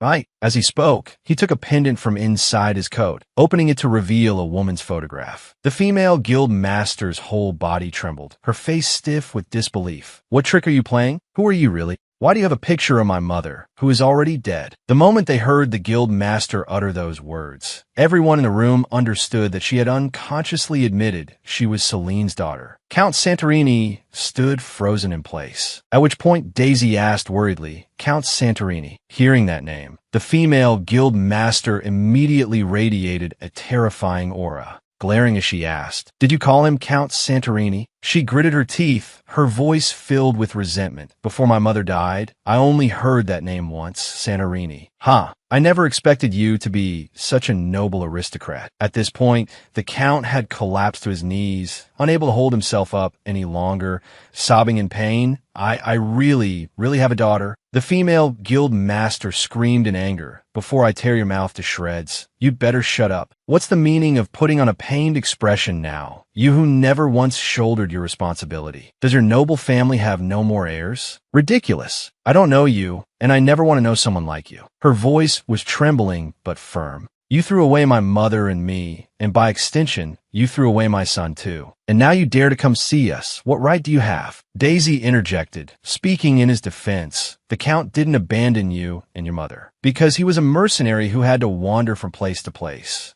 He was forced to leave temporarily, but it was during that time that your mother left that place. Daisy continued, you said you've heard the surname Santorini. So did your mother ever say anything about her father? At this point, the female guild master, Andy, began to calm down. It's too late, she said softly, and why mother struggled her whole life, and now that she's dead, you appear. Everything is meaningless now. Daisy tried to persuade her. That's not true. If you remain so stubborn, I'm afraid you won't be able to see your son grow up. In the original story, the guildmaster's son was an orphan with no relatives. If the original content isn't changed, Andy Nolita will die soon, unable to accompany her son to adulthood. Although she knew it would be very difficult to make Andy understand that this was just a book, Daisy didn't give up. She looked straight at the guildmaster. Is that what you want? For your son to also grow up in resentment and loneliness like you? I know how much you hate your father, Daisy said gently, but what is most important now? Your mother, in her final moments, must have only wished for you to be happy, because my mother was the same. Andy was suddenly stunned, her mother's weak whispers at the end of her life echoing in her mind. Andy, thank you for coming to a worthless mother like me. The moment you were born, I believed in God, and I hoped even more that you could live happily. I wanted to be with you forever. Please forgive this mother who is leaving you behind to go first. Count Santorini could hold back no longer and burst into tears. My daughter, I'm sorry. It's all my fault. I'm truly sorry. I'm so sorry. Daisy stood silently watching the emotional scene before her. Her heart suddenly filled with sorrow for her own late mother. She turned her face away, secretly wiping away her tears. The Duke gently took her hand, using his finger to wipe away the tear track still on her cheek, and he pulled her into his arms. Daisy could no longer control her emotions and sobbed in his embrace. The next morning, Daisy stared intently at the thick stack of documents in her hand, her face unable to hide her bewilderment. The Duke took a sip of tea and explained, "This is the admission notice for the night training school. With this, perhaps the guild master will change her mind. What do you think? Is this prepared for the child, the male lead?" Daisy asked. The Duke chuckled. "Did you think I prepared it for the Count?" Daisy replied softly, "That may be so, but to send a child who was supposed to become a villain in the future to the Night Order." The Duke continued, "Although there's still a long way to go before a full reconciliation. At least for now, the mother and son are living peacefully in the Count's mansion. The guild has also been disbanded. The Count seems to intend to officially register them into the family, and then he'll enroll the child in the academy. But because he's afraid the boy won't adapt to an environment full of nobles, I prepared this training school." "That's a real possibility," Daisy nodded. "But what's different about the night training school?" "The school operates on a full boarding system, focusing on instilling discipline and obedience to orders. As a place that trains swordsmen, it's very strict in a military style, but it's also a place that values camaraderie more than anywhere else. The relationship between seniors and juniors is also very close. I heard the boy is quite similar to the Count and has some talent. If he takes this opportunity to walk the path of a knight, it might be very good." Daisy agreed. Hearing that, it really does sound like the best choice for the child. Moreover, if we follow this plan, he will no longer have anything to do with Pieta. She suddenly worried. "What about the guild master? I mean Andy, will she return to her old ways?" The Duke replied firmly, "The Count won't let that happen. Having just found his daughter, he will definitely guide her back to the right path, so his daughter can live happily." He smiled meaningfully. "Besides, I don't intend to stop here. When the mother and son enter the Count's mansion, it will be easier for me to keep track of their movements. Daisy looked up at the man before her, who was radiating a brilliant light of confidence. She couldn't help but blush. She called out, "I'm Duke." "Then call me Denver." He was a little embarrassed, his face turning red, but he still tried to explain. "The other day at the tavern, you kept calling me Duke. If we're going to be working together outside in the future, you should practice calling me by my name." Daisy showed a worried expression. "But this is a society with a class hierarchy. You are a duke, second only to the emperor. How could a commoner like her casually call him by his name?" Daisy mumbled, her voice full of hesitation. A gentle breeze blew, causing her hair to brush against her lips. The wind also seemed to make her resolve. Just as Daisy was about to call the Duke's name, he smiled softly upon seeing the strand of hair caught on her lip, and he reached out to gently touch it. Daisy's face turned completely red, as if it was about to catch fire. She mumbled to herself, "He must think I'm so hungry, I'm eating my own hair." "This is just because of the sudden wind," Daisy explained flusteredly, but before she could finish, she was cut off by his next action. The Duke gently tucked her hair aside and said softly, "You must have had a hard day today. It might be very hard in the future as well." Daisy blushed to the tips of her ears, stammering, "Duke, oh no, Den, you had a harder." Hearing Daisy call his name, Den's face lit up with a radiant smile. "That's more like it." He took out a large pouch and handed it to Daisy. "That I was supposed to give this to you yesterday, but I couldn't find the right opportunity. It's your monthly salary." "Has it already been a month?" Daisy opened the pouch and was stunned to see glittering gold coins inside. "But this is gold, not silver," she said, confused. "I said at the beginning. As long as you do a good job, I'll pay you 10 times the normal salary. Have you forgotten?" Den replied nonchalantly. So he wasn't joking that day, nor did he mean he wanted her to die. Sitting behind his desk, Den rubbed his forehead, feeling a headache. Recently, he kept being drawn to Daisy's lips for reasons he couldn't understand. If he wasn't going crazy, how could something like this be happening? He had never encountered such a strange situation in his entire life. "I never knew her smile was so beautiful, like a flower blooming in spring. So beautiful. What is this king of the underworld thinking?" "Oh no, did I say that out loud?" Unable to understand his own feelings, Den called Suddy over and asked, "Have I had a lot of official duties lately?" Suddy answered honestly, "Actually, your workload has decreased quite a bit recently. You've been busy with other things, after all." The Duke, flustered by the suggestive reply, quickly changed the subject. "Where's Pieta?" "The young lady said today is the 30th day since Daisy arrived, and she wants to prepare a gift for her. She's drawing a picture right now." "Has it been 30 days already?" "A gift." At the same time, elsewhere, little Pieta unexpectedly refused an invitation to go to the market with Daisy. Daisy looked confused when Pieta refused to go to the market with her, but didn't think much of it. After all, having some time alone wasn't so bad. She hummed happily as she walked. "Oh my, this smell of money. Is it really coming from my pouch?" As expected, on payday, you have to spend money. You have to spend it lavishly. With that thought, Daisy excitedly entered the familiar shop from before. "Dada. Excuse me," she called out. "What would you like to buy?" The shopkeeper quickly replied. "I want to buy a gift." Daisy replied, "A gift? Who is it for?" "For a child and a young man," she answered hesitantly. "We have a few items that the young lady will surely like," the shop manager suggested. "How about this?" The shopkeeper presented a small, pretty headband. "This is handmade, every stitch sewn by a skilled artisan. The ears are stuffed with soft cotton, making it very comfortable to wear." Daisy looked at the headband and felt this gift was practically tailor-made for Pieta. "I'll take this," she decided without hesitation. "I have to buy it. How can it be so perfectly her style?" The manager smiled and said, "Actually, this is the last one. I intentionally saved it. Would you like to see more?" "Yes, let me see a few more things." Afterwards, Daisy chose a few more small gifts, having bought almost everything she needed, yet one item was still missing. The manager, quick-witted, realized immediately it's truly difficult to choose a gift for that person. And he took out a fountain pen. "How about this? This is imported directly from the Diosal continent. The clarity of the lapis lazuli on the pen's body is extremely rare. In this product line, this is the highest grade," the man emphasized. Daisy stared at the blue gem on the pen's body. She felt its color was very similar to Den's eyes. Although the price was a bit high, it was definitely worth the money. She nodded, "I'll take it." When she walked out of the shop, Daisy's arms were full of gift bags. "Oh my, why did I buy so much?" Then she decided to stop by the restaurant where she used to work part-time. As she opened the door, she greeted cheerfully, "Auntie." "Oh my, who's this?" "Isn't it Daisy? It's been so long." "Auntie, it's not the busy hour yet, right?"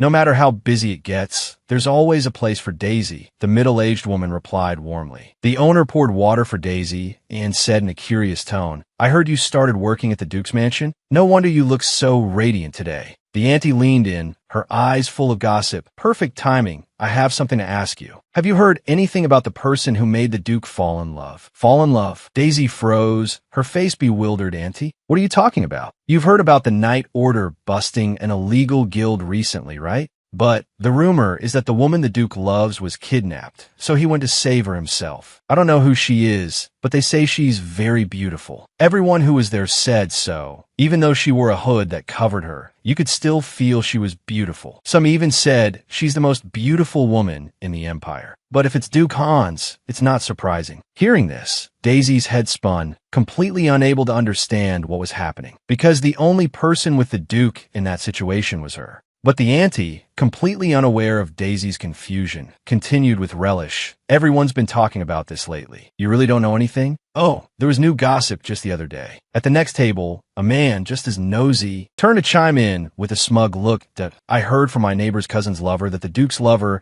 is actually a princess from a distant country. At this point, Daisy just felt the world turning upside down. What is this now? Unable to take it anymore, she suddenly stood up.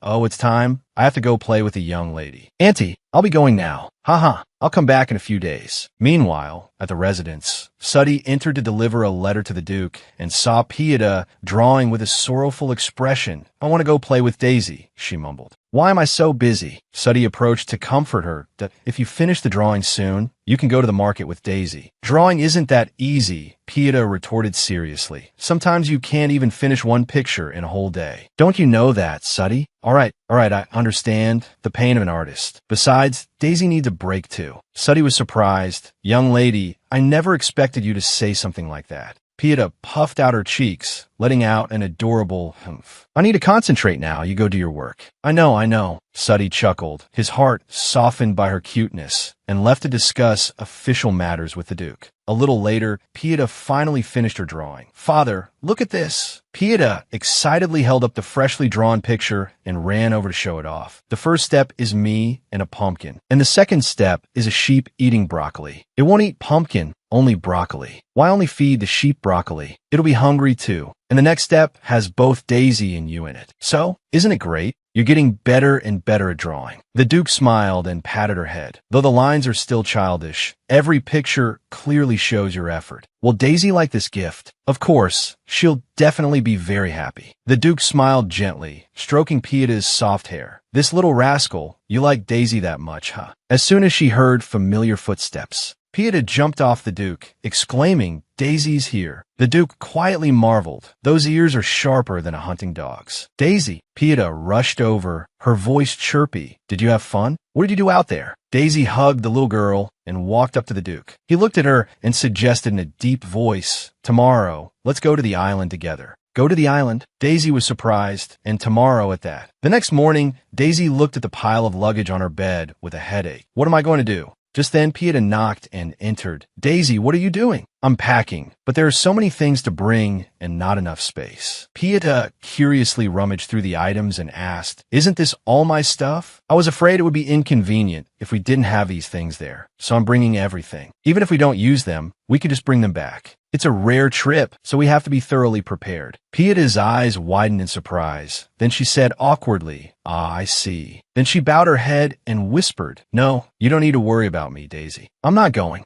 Daisy was startled. What did you say? If you don't go, who will go with me? This time, it's just you and Father. Pieta mumbled. What? Daisy was stunned. Just me and the Duke? But if you don't go, I'm not going either. Pieta frowned. Why? Why won't you go? Of course you can't do that. Daisy gave a helpless smile. How can two adults go on a trip together? Just the two of them. Really? Pieta scratched her head in confusion. Daisy sighed, her gaze distant.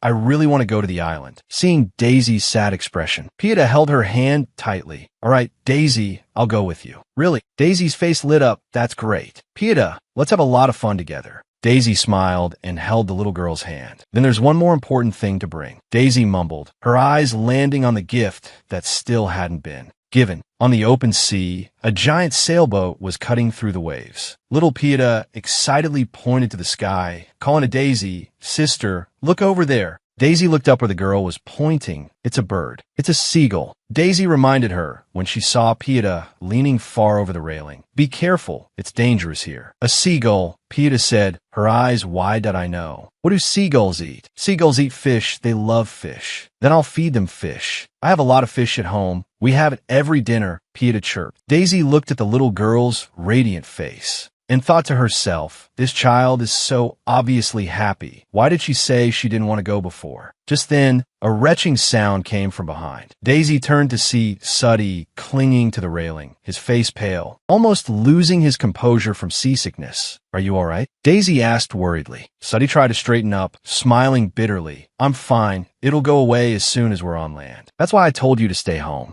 You insisted on coming, and now you're suffering, aren't you? The Duke frowned. Your Grace, of course I had to come along, Suddy said, still trying to maintain his spirit. Pieta immediately spoke up to defend her ally. You can do it, Suddy. She even gently patted his head, leaving him speechless. Daisy chuckled at the scene before her, feeling that these two were quite a good match. Just then, a servant approached and reported, Your Grace, we are about to dock. The pier is in sight. Please prepare to disembark. Daisy looked out and saw land, and couldn't help but be surprised. I only heard it was close, but I didn't expect to arrive so quickly. As soon as they set foot on the island, a group of servants bowed respectfully. Welcome, Your Grace. Daisy glanced around and asked in surprise, there are servants permanently stationed on the island too. That's why we can visit this place so often. She thought to herself, just how vast is the Duke's wealth. A servant saw Daisy preparing to get off the boat and quickly approached, saying warmly, the gap between the boat and the pier is quite large, my lady. Please take my hand. Just as Daisy was about to extend her hand, the Duke quickly took her hand first, his voice low and deep. Watch your step. At the same time, he shot the other servant a displeased, warning glance. Daisy's face flushed as the Duke helped her onto the pier.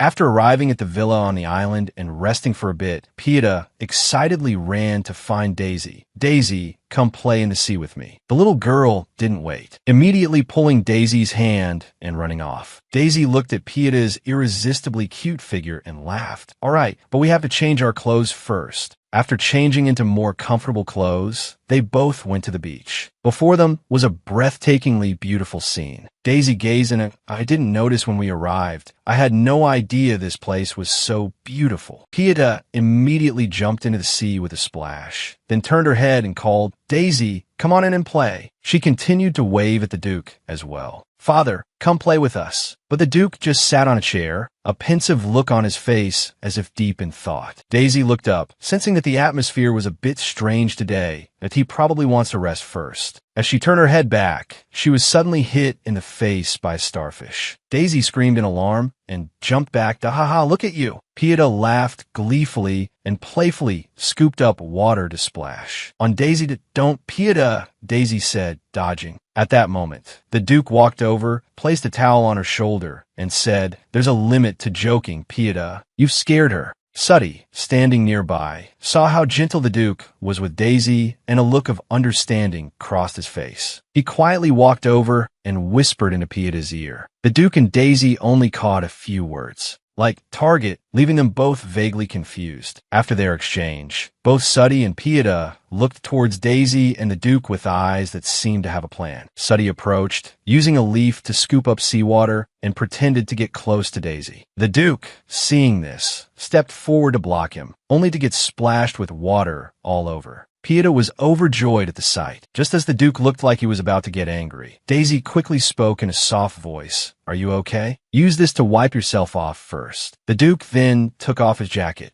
revealing a solid body with rippling muscles that had been hidden by his clothes. Daisy blushed slightly.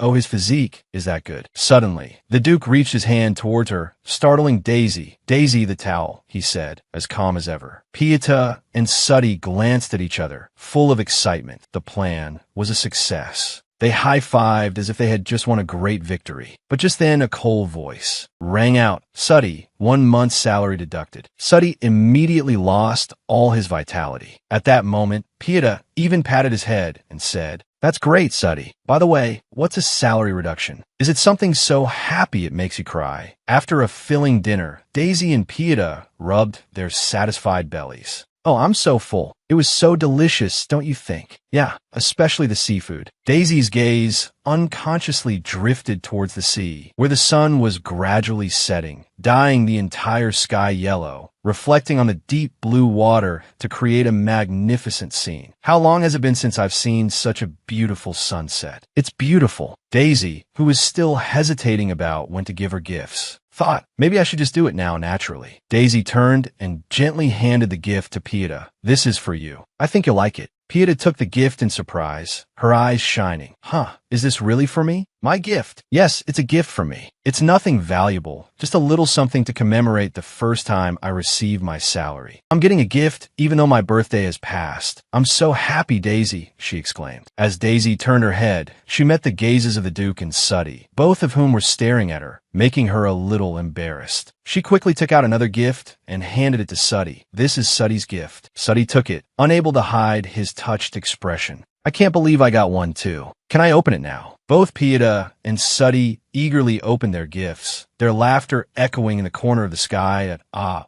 Daisy, Pieta exclaimed, this pumpkin, one too. There are 5 pumpkins. She quickly put the gift on her head, her face radiant. I love it so much. Daisy, is it pretty? Thank you. Thank you so much, Daisy. Suddy was also overjoyed, clearly very pleased with his gift. Thanks. I really like it. Plus, I usually waste a ton of time looking for things, so this is so convenient. Just then, Daisy suddenly felt a sharp gaze fixed on her. She secretly glanced at the Duke, only to see him sipping coffee, his eyes looking straight at her without wavering. Daisy clutched the gift she had for the Duke, her heart in turmoil. Just like when I gave gifts to Pieta and Suddy, I just need to give it to him naturally. But I can't seem to muster the courage. What if I can't control my expression? What if he doesn't like it? What if he opens it and is disappointed? Pieta noticed Daisy's hesitation and whispered in Suddy's ear, the sun has set. But Suddy didn't understand at all. Pieta had to drawl her words again. The sun has set. She added a wink for emphasis. Suddy immediately understood and pulled Pieta up to go outside. Daisy asked in surprise, hey, where are you two going? The sun has set, so we're going for a walk. Daisy, don't follow us. Pieta quickly cut her off. The Duke was about to say, then I'll go with you, but was interrupted by Pieta before he could even open his mouth. And oh need, Father, you can't follow us either. We already made a promise earlier that if the sun sets, we have to go for a walk, just the 2 of us. That's right, just the 2 of us we're going now. Daisy stared at them blankly, her mind still full of questions. What kind of walk are they taking when it's getting dark? It's about to be pitch black. Isn't it dangerous? She was about to stand up and chase after them when she felt the Duke's gaze still locked on her. If looks could speak, his would be saying, so where's my gift? Daisy gave an awkward, forced laugh that ha. They really left. It's my fault. I should have just given it when all 3 of them were here. Now that it's just the 2 of us, it suddenly feels like there's some special meaning to it. All right, don't look, just hand it over and it'll be done. Finally mustering all her courage, Daisy was about to pull out the gift. But the Duke suddenly choked and coughed a few times. This cough made her lose her momentum, and she retreated back to her previous state of awkwardness. Another opportunity passed, and so the 2 of them just sat there in silence. The atmosphere was so awkward that Daisy felt even more flustered than when they first met. The sky gradually darkened, and Daisy didn't know if she would be able to give a gift today. At that moment, the Duke suddenly took Daisy's hand. The Duke called softly, Daisy. Daisy's cheeks turned slightly red. Din, what is it? She asked, looking up. The Duke gestured for her to turn and look. Behind them, as darkness fell over the forest, sparkling dots of light appeared, creating a brilliant scene like a sky full of stars. The 2 of them quietly approached. It turned out to be fireflies flying around. Seeing fireflies for the first time, Daisy couldn't hide her excitement, constantly shaking the Duke's arm lightly.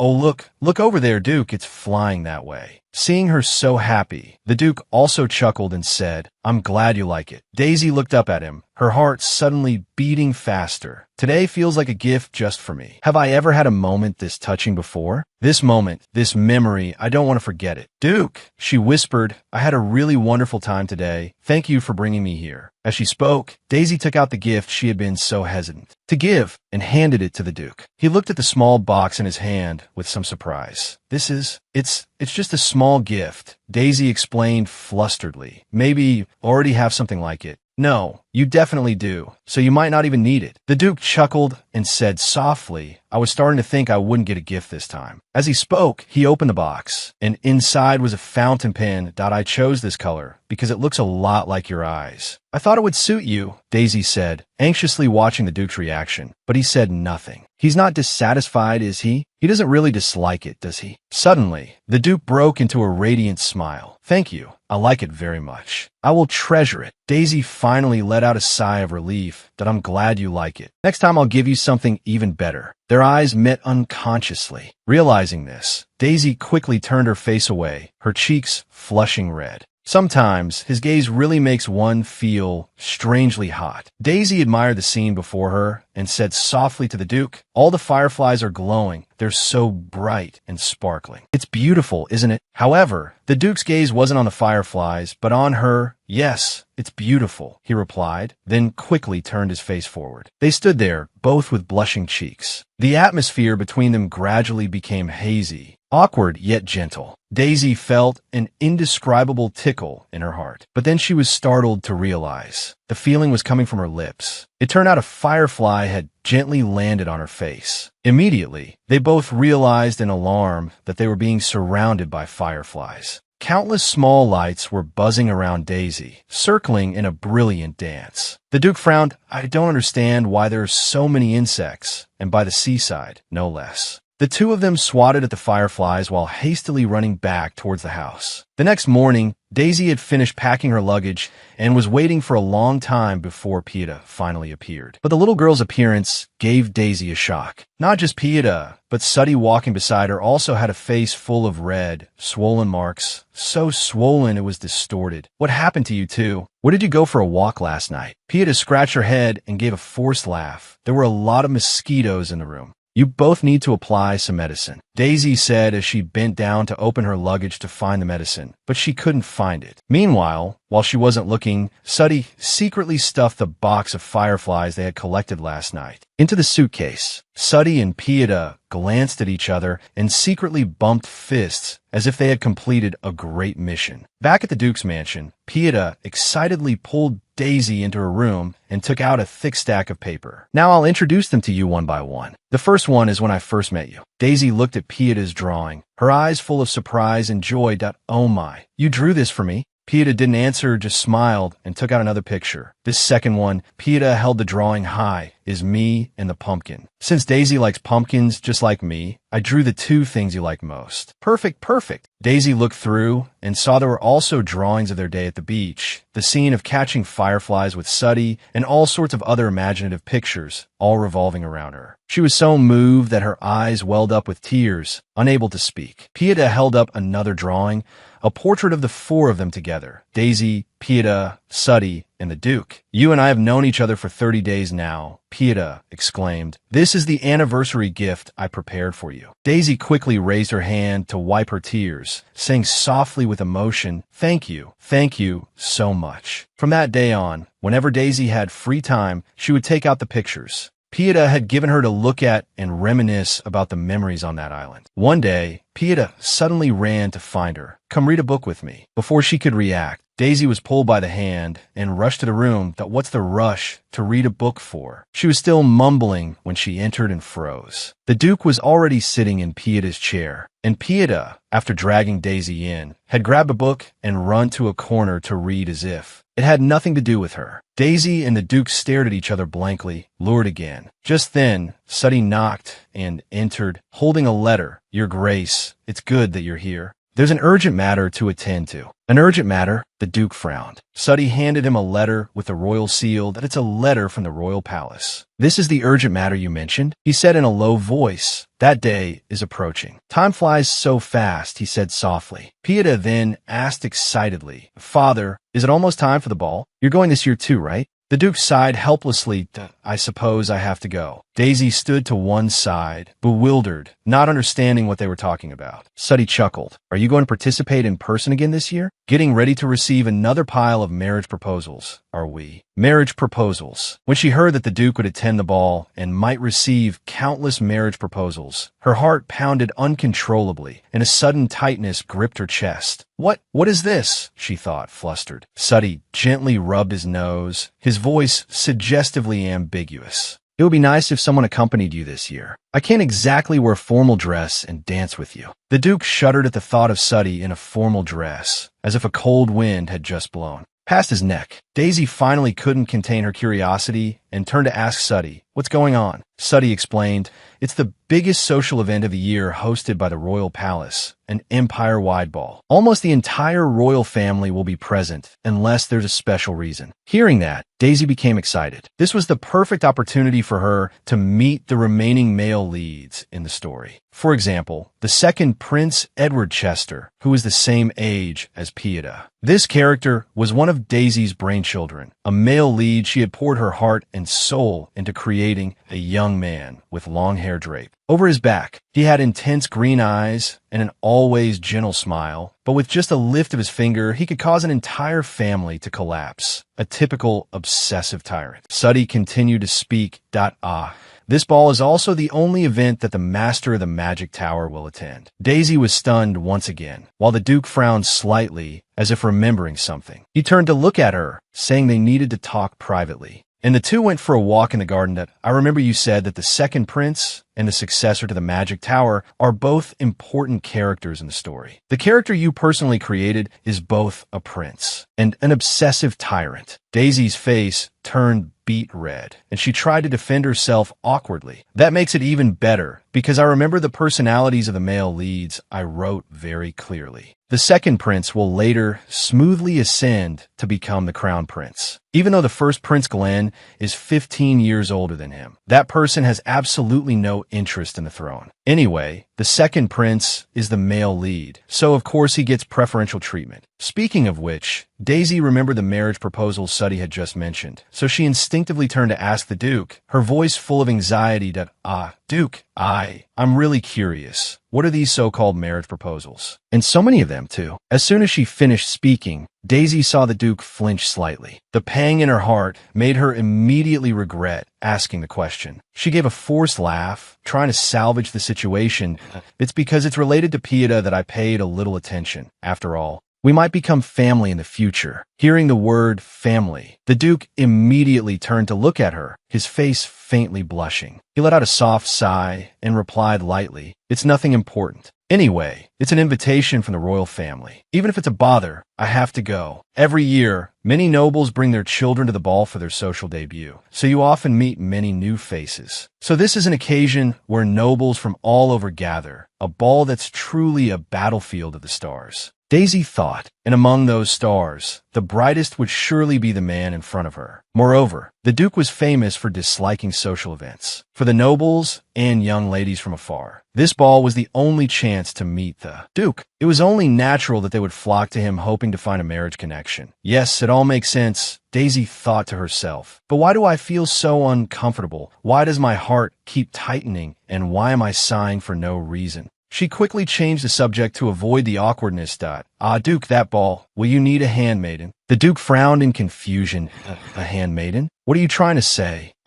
It's nothing. It's just, I want to meet Prince Edward once. Daisy let out a dry laugh, then immediately dismissed the idea herself. But the royal family probably doesn't just randomly choose handmaidens to attend, right? It's fine. It's nothing. I'll be heading back now. With that, she immediately turned and ran. That evening, the Duke prepared to write a reply to the royal palace. Suddy was puzzled, replying to the letter so soon? Didn't you used to procrastinate until the last minute, needing me to constantly remind you before you'd reply? As he thought this, he curiously leaned closer, trying to see what the Duke was writing, his head almost touching the other side of the desk. The Duke finally couldn't take it anymore and slammed the table. Suddy, get out. Just as Suddy was being kicked out, Pieta came running from a distance to block his path.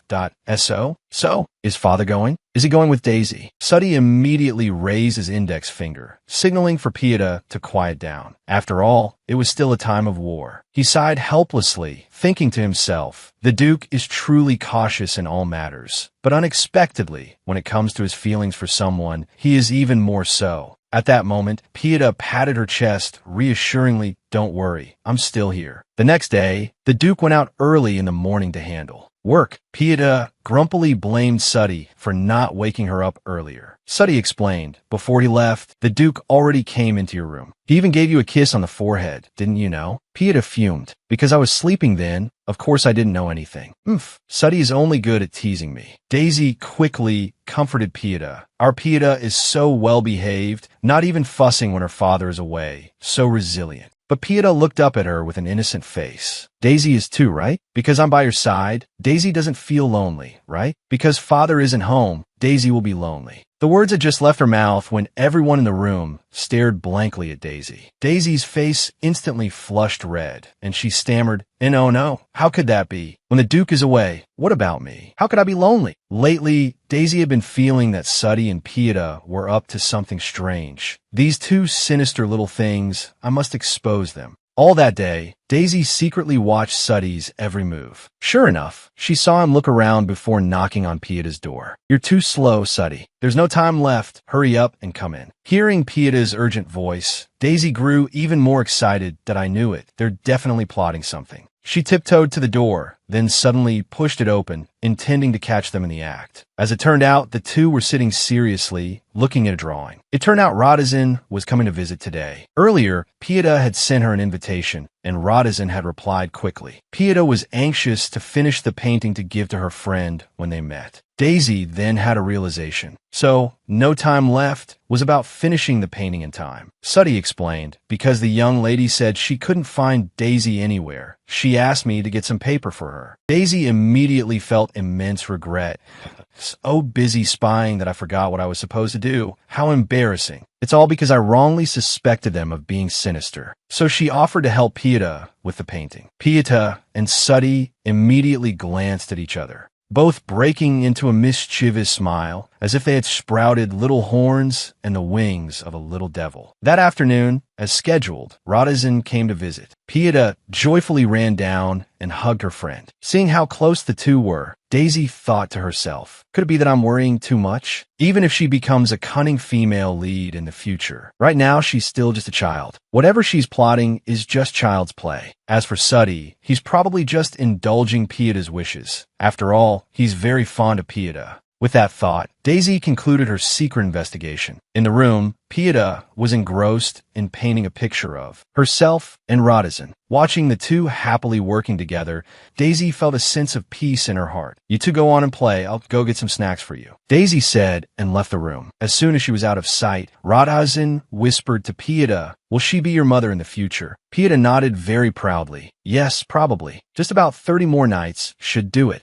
Then, she tilted her head and looked at Radazin. "You like Daisy a lot too, don't you?" Radazin nodded repeatedly, then sighed with admiration. "I wish my mom was as kind as her." Pieta pondered for a moment, then gently patted Radazin's shoulder, as if encouraging her friend. Radazin hugged Pieta, saying softly, "But if Pieta's mother is so nice, then I'm happy too, because I'm your friend." Pieta suddenly thought of something and asked, "Do you want to touch my hair?" Radazin blinked in surprise. "Why touch your hair?" "This is very important," Pieta said seriously. When she saw Radazin nod in agreement, she immediately lay on her stomach in front of her friend. "Go on, touch it." Radazin stroked Pieta's soft, fluffy hair, the warmth making her feel like she was melting. The next morning, as soon as Pieta woke up, she ran straight to the Duke's office. She threw herself into his arms. "I missed you so much, Father. I even entertained a guest. Didn't you say that when you're away, that's what I should do?" The Duke hugged his daughter, laughing lovingly. "How is my daughter so smart?" Daisy, who had been chasing after Pieta, arrived at the door panting, and suddenly saw that the Duke had returned. Her eyes fell on the fountain pen he was using on the desk, which was the gift she had given him. Her heart warmed. So he's always been using it. The Duke saw her enter and spoke first. "You've worked hard." Daisy blushed and replied softly, "It was nothing. The two children had a lot of fun." Just then, Suddy cleared his throat and stepped forward. "During your absence from the estate, the royal palace sent a reply." Upon hearing this, Daisy froze and mumbled, "Is it the reply about the royal ball?" The Duke received the letter from the palace. Pieta curiously asked him, "Father, what does guest of honor mean?" Suddy explained, "It means a very important guest." Then, the two pairs of bright eyes of Pieta and Suddy both turned towards Daisy, sending a shiver down her spine. The Duke had to send the two mischievous ones out before calling Daisy closer. "You will go with me. In any case, this opportunity cannot be missed." Daisy asked worriedly, "You mean the royal ball? But I'm just a commoner with no status. I've already taken care of that. You are now a member of the Viscount Hardy's house. Even if you have to face other nobles at the party, there will be no problem. Compared to a commoner with no title, I think it's better if you have an official status. That way, it will be more convenient when we go out together in the future." Daisy was still in a daze. If it's just for that, then. But the Duke stepped closer to her, his gaze serious and sincere. "Let me be clearer. I want to tend the ball with you. I am once again formally inviting you. Will you agree to go with me?" As he spoke, he held out his hand to Daisy. Daisy nodded shyly, gently taking the Duke's hand. He smiled softly. "Then let's go and silence them all together." After that, Daisy began to busily prepare everything for the ball. Very soon, the day arrived. Before leaving, Pieta worriedly asked if Daisy was ready. Daisy patted the little girl's head. "Yes, everything is fine, don't worry, while Father and I are away. You must be good and stay with Suddy. Don't be naughty." Pieta turned her head away, saying haughtily, "I won't be like that. I just turned 7 not long ago. I won't be willful anymore." After saying goodbye to Pieta and Suddy, Daisy and the Duke set off. Both were dressed magnificently, looking incredibly elegant. As they walked, Daisy mused, "I can't believe I'm attending the royal ball with the status of a viscount's daughter. Moreover, I have the chance to see the male lead I wrote with my own eyes. I can't possibly miss this opportunity." She suddenly turned to ask the Duke, "You've attended many balls, haven't you? Have you ever met the second prince? Prince Edward, you mean?" "I've probably met him once or twice, but he's still a child, so he doesn't appear often." Daisy clenched her fists, her heart pounding with excitement. "Will I be able to meet him this time? I can't believe the day has come when I can actually meet my male lead. The male lead I wrote, that is the future Prince Edward. He must always have his hair neatly tied in a braid at the back. His aura is very elegant, and those emerald eyes and brown hair suit him perfectly, both gentle and open." Of course, that's just the initial impression. As she was lost in her fantasy, she turned to see the Duke looking at her with an extremely displeased expression. Daisy felt a pang of guilt, feeling she had said too much, and hurriedly explained, It's because he's a character I put a lot of effort into creating." The Duke pondered for a moment, then said, "Hearing your description, I think he sounds more like Prince Glenn." "Glenn is the prince who is 15 years older than Edward? Really?" "The Grand Prince's eyes are also emerald, and his hair is brown too." Seeing the Duke nod in confirmation, Daisy was so excited she had to cover her mouth with her hand. "Oh my God, what should I do? I thought I'd have to wait at least another 15 years to meet someone exactly like the male lead I wrote. I never expected there to be someone who looks so much like the male lead. He's exactly my ideal type." The Duke looked at Daisy's ecstatic expression and felt a vague sense of threat creeping into his heart. He let out a soft, annoyed huff and turned his head to look out the window. Soon, the two of them walked hand in hand into the royal palace. At this moment, the Duke noticed Daisy's movements had become stiff and she looked very tense. He gently patted the back of her hand to reassure her, "Don't worry about anything. Everything will be very enjoyable." Just as Daisy was feeling touched, a group of people suddenly rushed towards the Duke to, "Oh my, Your Grace the Duke, it's been a long time." They greeted him while secretly observing Daisy. Everyone was wondering about the identity of this girl who could appear at the ball alongside the Duke. Daisy thought to herself, "This moment has finally come. I'll just do as I've learned." She smiled and bowed her head slightly to greet everyone gracefully. "This is the young lady of the Heidi family." "The Heidi family? I've never heard that name before." While everyone was still skeptical, the Duke spoke up to explain. "They're a noble family from Utina with a long-standing relationship with the House of Handstone." "Utina, isn't that the place Dan recently visited? So that trip was for this." Daisy looked at his face, her heart filled with emotion. The ball proceeded as planned, and then it was time for Daisy's final challenge, the dance. The Duke smiled and extended his hand to her. "May I have this dance? If I happen to step on your foot, I hope you'll forgive me," Daisy said in a low voice, "because I've never danced like this in my previous life either." The Duke gently wrapped his arm around her waist So, this is your first dance. Before Daisy could react, she stumbled into his chest, her face hitting the Duke's chest. She could clearly feel his hand on her waist, his breath fanning lightly on her forehead, causing her heart to beat uncontrollably. It really is your first time. As soon as the Duke finished speaking, he began to lead her in the dance. Around them, the noble ladies who saw Duke Handstone dancing were, as if mesmerized. Oh my God, the Duke is dancing. He's so incredibly elegant. But Daisy carelessly stepped hard on the Duke's foot. She gritted her teeth and told herself, "You fool, don't mess up again." However, her limbs were clumsy, and she kept mumbling, sorry. As night gradually fell, Daisy finally escaped the embarrassing ball. She stood tucked away in a corner, breathing a sigh of relief. Finally survived, thank goodness. Thinking about leaving the Duke surrounded by ladies and sneaking out alone, Daisy felt a little guilty. But then she comforted herself. He's surely used to handling it. It'll be fine. Suddenly, a small cry reached her ears. Daisy turned her head and saw a child squatting by the corridor, tears streaming down his face. "Hey, little one, are you with your mother? Are you lost?" Hearing this, the boy snapped his head up, glaring at Daisy. You have some nerve. I'm merely resting. Step back." Daisy looked at the child's brown hair and green eyes, and a strange premonition rose in her heart. Could it be? Is it him? Just as she was about to ask, a voice called from a distance. "Your Highness, where are you?" Daisy looked at the boy before her, her eyes seeming to light up. As expected, it's the second prince, Edward. She thought in shock. Could it be? He really is the male lead I wrote. Edward whispered in a low voice. "Please keep it a secret that you saw me today. If you can do that, I will grant you a great reward later." Suddenly, a young male voice sounded from behind. "Daisy, Edward, so you're here. You've driven the servants mad looking for you." The boy exclaimed, "Brother Glenn." Daisy turned to look at the newcomer and immediately guessed his brother must be the Grand Prince. Before her was a young man with long brown hair tied in a neat ponytail, with eyebrows of the same neat color, exactly like the image of the male lead in her mind. She tried to maintain her composure, straightening her back to curtsy. "Greetings, Your Highness the Prince. I am Daisy Heidi." Daisy didn't expect the Grand Prince to know of her. The Grand Prince laughed in response. "Yes, oh, you're Heidi. I really wanted to meet you."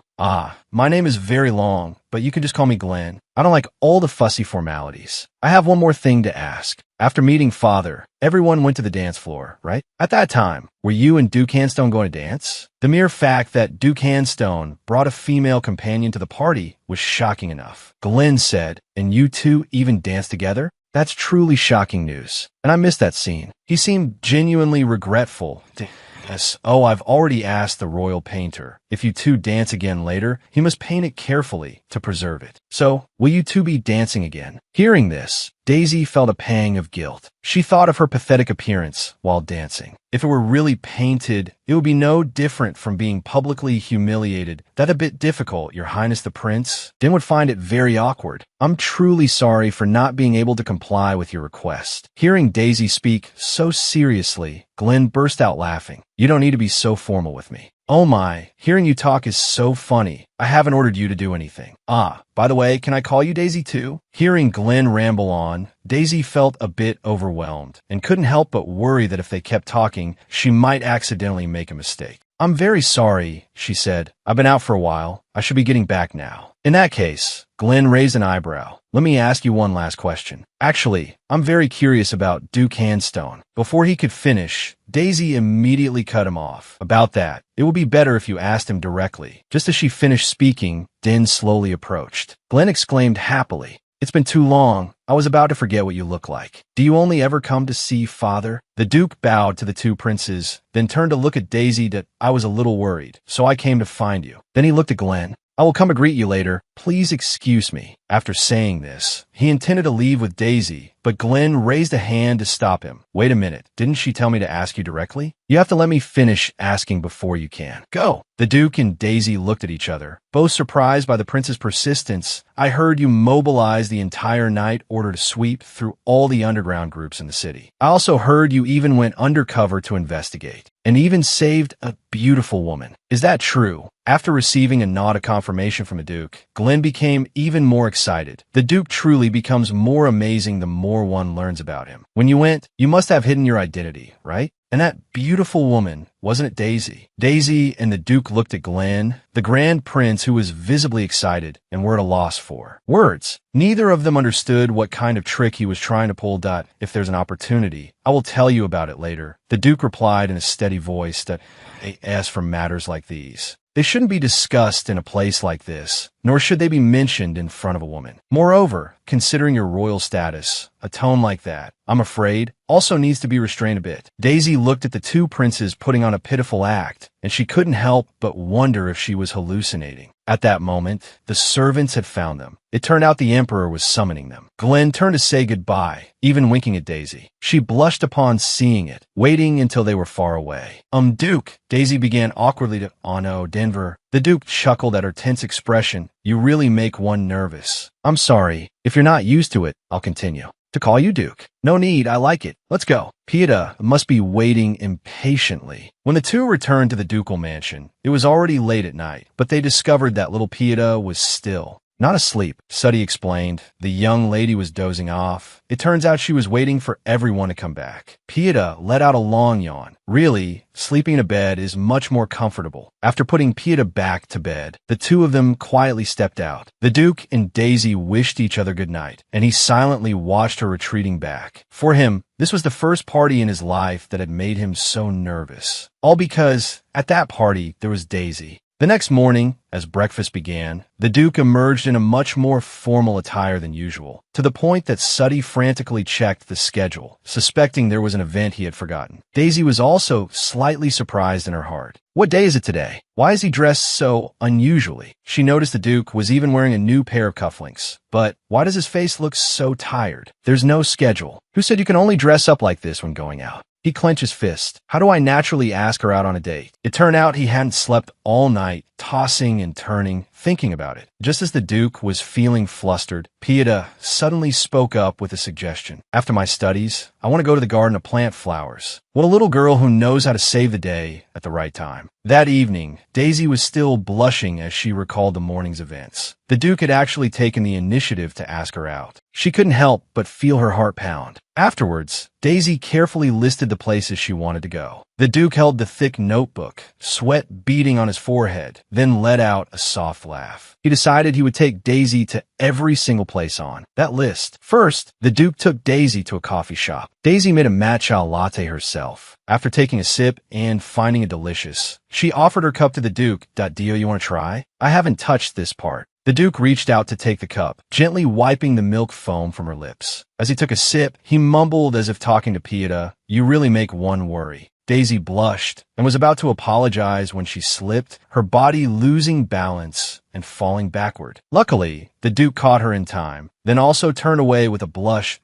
Let's go to the next place. After saying that, he naturally took her hand. Even if you say you'll be careful, he said, you'll definitely still fall, just like Pieta. Daisy looked at the Duke, thinking to herself, is it really okay for me to be going around with a female lead's father like this? After that, Din took her to the lake. Seeing Daisy so excited, he secretly decided he would help her do anything she wanted. And what Daisy really wanted was to row a boat. As a result, the Duke, who was not good at rowing, quickly became tired and drenched in sweat. Daisy looked at him and asked hesitantly, are you really okay? Or should I row instead? But the Duke stubbornly refused. Daisy thought shyly. It seems Pieta inherited this stubbornness from him. When they got ashore, the Duke sat resting on a bench, and Daisy spread her arms to shield him from the sun. The Duke blushed slightly, took her wrist, and looked seriously into Daisy's eyes. I want to ask you something. When you write stories, the character with brown hair and green eyes, is it your type? The second prince, Edward. Daisy suddenly thought of Edward. If he really became a tyrant as she wrote, it would surely affect Pieta as well. Could it be? Is there no other way? Just then, the Duke interrupted her train of thought. Does my question make you uncomfortable? Daisy was flustered. Sorry, I was thinking about something else just now. What did you ask? But then she saw the Duke's expression was even worse than before that I asked, besides that character. Do you have any other type? Daisy tilted her head.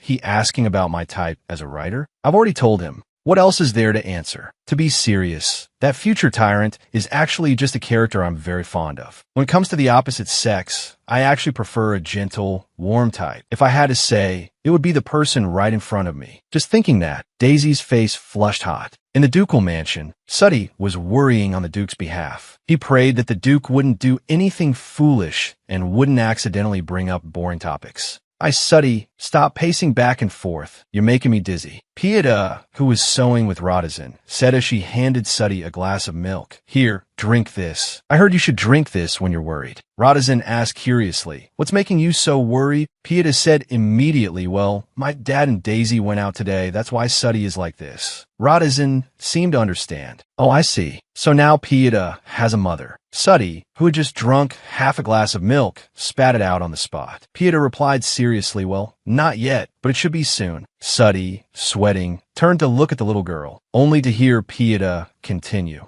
Don't worry, Suddy. Rodizen is our ally, because she's my best friend now. Rodizen then curiously asked Suddy, but why are you sighing and worrying so much? Isn't this a good thing? Suddy replied hesitantly, I'm worried about whether the Duke will make a good impression. Today, Rodizen's eyes lit up as she asked, a good impression for what? I'm happy just being with Pieta. Suddy didn't seem to understand, but for Rodizen, no matter what they did, just being together was happiness. After hearing this, Suddy was left speechless, feeling like he had just witnessed a public display of affection, and nodded that I understand now. Rodizen asked Pieta, are you going to the festival in a few days? The festival with the sparkling, flying lanterns? I've been many times. I'm not really interested anymore. Hearing the mention of the festival, Suddy suddenly became very interested. Just wait and see. This year won't be like the previous years. After a day of outing, the two returned to the ducal mansion. Daisy, full of life, ran to hug Pieta, while the Duke walked in, dragging his tired steps. Suddy said to Daisy, the city holds a festival every year, the one with the sparkling sky lanterns. When Daisy heard this, her eyes lit up that I've heard about that festival, and I've always wanted to go. When the Duke heard that Daisy wanted to go, his ears immediately perked up. He walked quickly in front of her and said, then let's go together. Daisy excitedly pulled Pieta's hand and spun around. I'm so happy, Pieta.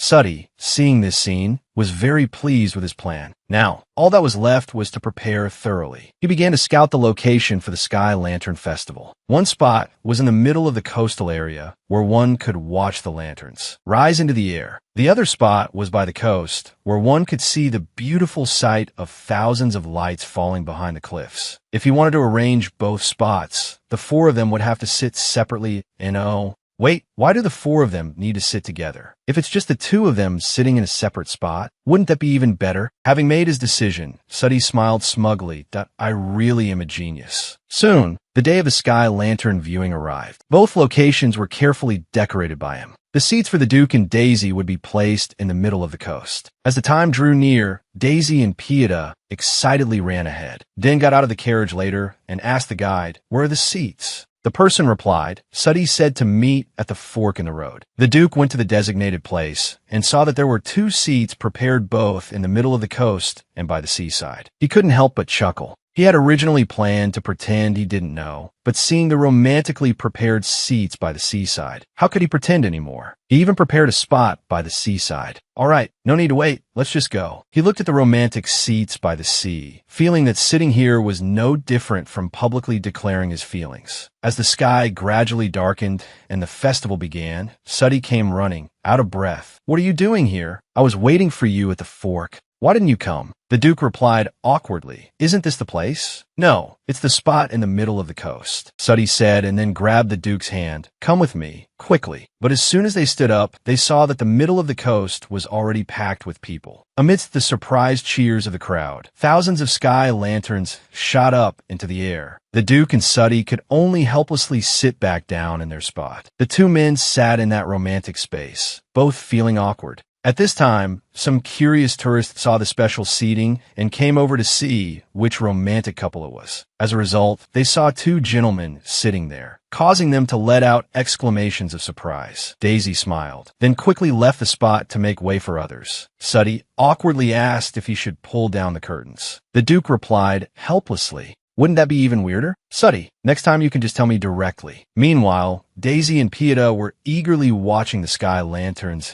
It's so beautiful, isn't it, Daisy? Yes, it is. This is the first time I've seen it this close. Pieta took the wildflowers she had just picked, made them into a bouquet, and placed it on Daisy. Under the light of the sky lanterns, you look incredibly beautiful. Daisy suddenly remembered that two other people were missing and asked, "Aren't Suddy and your father coming?" It's okay, Suddy and my father have watched it with me many times. But today is the first time I'm watching it, and with you too. It's so much fun, right? Yes, it is. Daisy happily hugged Pieta. The next morning, both Daisy and the Duke received the same letter. As soon as she saw it, Daisy recognized it was from the Grand Prince. After they both read the letter, neither said a word, and the atmosphere suddenly fell silent. Suddy asked curiously, "What's wrong?" "There's a horse riding party." Daisy thought excitedly, "I love parties, and I want to ride a horse too, and this time it's both. I'm not just looking forward to it. I'm actually really excited," she blurted out. "I want to go so badly." Unexpectedly, the Duke said at the same time, "It'll probably be boring." When he heard Daisy wanted to go, he immediately became flustered and changed his tune. "Then let's go together." Thinking about it, it's been a while since I've appeared at an occasion like this. It would be good to check it out. Suddy realized the Duke was flustered and quickly changed the subject. "But Daisy, do you know how to ride a horse?" Daisy scratched her head awkwardly. About that. "Let me teach you," the Duke smiled confidently. Soon, the day of the horse riding party arrived. Daisy looked at the clear blue sea and the exquisite desserts, thinking to herself, "I can't believe I'm attending a party hosted by a prince at the royal palace. What a smooth transmigration this is, isn't it?" Upon arrival, the Duke gallantly helped Daisy off her horse. The Grand Prince came forward to greet them. "Thank you both for coming today." They both curtsied. "Greetings, Your Highness. I've told you before, there's no need to be so formal. You two forget so quickly." Seeing the Grand Prince being so enthusiastic towards Daisy, even winking at her, the Duke frowned, feeling very annoyed in his heart. He stepped forward, inserting himself between the two, and said in a strained voice, "Thank you for inviting us to the party today." The Grand Prince paid it no mind, and even replied, "I should be the one thanking you." I don't know where the news that Duke Handstone would be attending today's party came from, but guests flocked here in droves. I'm very much looking forward to seeing how interesting today's party will be, right, Daisy? Daisy nodded awkwardly. Yes, that's right. After settling into their seats, the Grand Prince turned to Daisy and said, "Edward still remembers your name, you know? He's still angry that you call him a child." Daisy immediately remembered the boy. "After all, I know I have a tendency to hold grudges. About that, I'm truly sorry. It was a slip of the tongue." "It's all right." The Grand Prince smiled. "Thanks to that, he actually feels closer to you. Therefore, if Edward is present next time, would you like to come and visit?" Edward might say it lightly, but if Daisy really came, the boy would surely be very happy, because he's usually very lonely and very bored. This time, it's a personal invitation from me. Before he could finish, the Duke cut in. Grand Prince Blanton, the new mansion I just built in Bonus is almost complete. If possible, I would be very honored if you could visit. It would be even better if you came with the second prince. Staying in the palace all the time must be quite boring. Daisy thought to herself, Bonus, that place is far from both the royal palace and the ducal estate. Why must it be that place? Is he trying to keep Prince Edward away from Pieta? As expected, Handstone is incredibly meticulous. The Grand Prince immediately agreed without any hesitation. It's an invitation from none other than Duke Handstone. Of course, I must go. Daisy continued to think, if I can meet the second prince again, I might be able to find some clues to protect myself. Then she looked around the room, filled with young, beautiful men and women.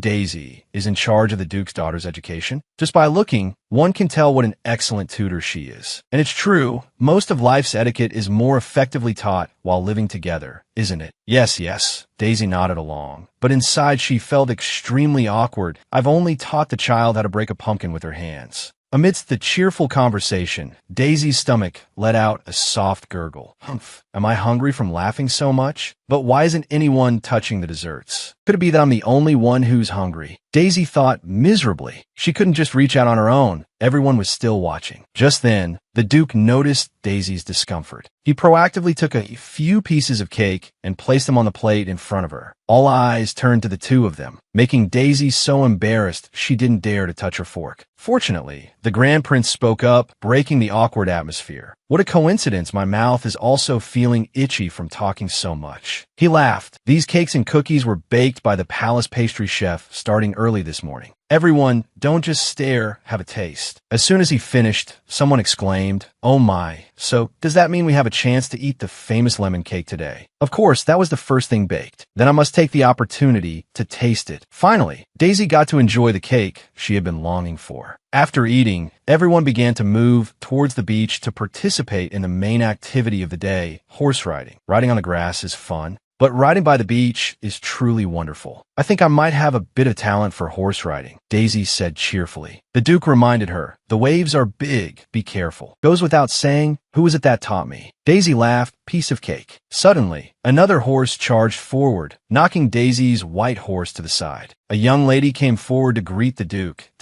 It seems this is the first time we've met outside of a ball. The Duke, with a face as cold as ice, replied curtly, "The distance between the horses is too close. It will be very dangerous. Please, miss, move a little further away from me. Then I shall take my leave." Seeing the Duke's cold expression, the noble lady was startled and frightened, spurring her horse away. How formidable! The Grand Prince rode up beside Daisy. "Are you all right, Daisy?" Her attempt to approach him was so obvious. Daisy tried to hide her embarrassment behind a smile. Sitting next to a man who receives piles of marriage proposals just by attending one ball, that's understandable. You really are different from the others. While Daisy was still wondering, a large wave crashed in. Her horse was startled, rearing up and causing Daisy to lose her balance and fall into the sea. Soaking wet, Daisy looked utterly miserable. The lady from before immediately showed a look of glee, her mockery unconcealed. Just as Daisy didn't know how to handle the situation, the Grand Prince suddenly jumped into the sea as well. "Oh my, this is so cool and refreshing." "Daisy, you feel the same way, don't you?" The whole beach was in an uproar. "Your Highness." While everyone was in a panic, Daisy was about to take the opportunity to stand up when a towel was draped over her. It was the Duke. He bent down, his eyes filled with worry. "Are you all right? Are you hurt anywhere?"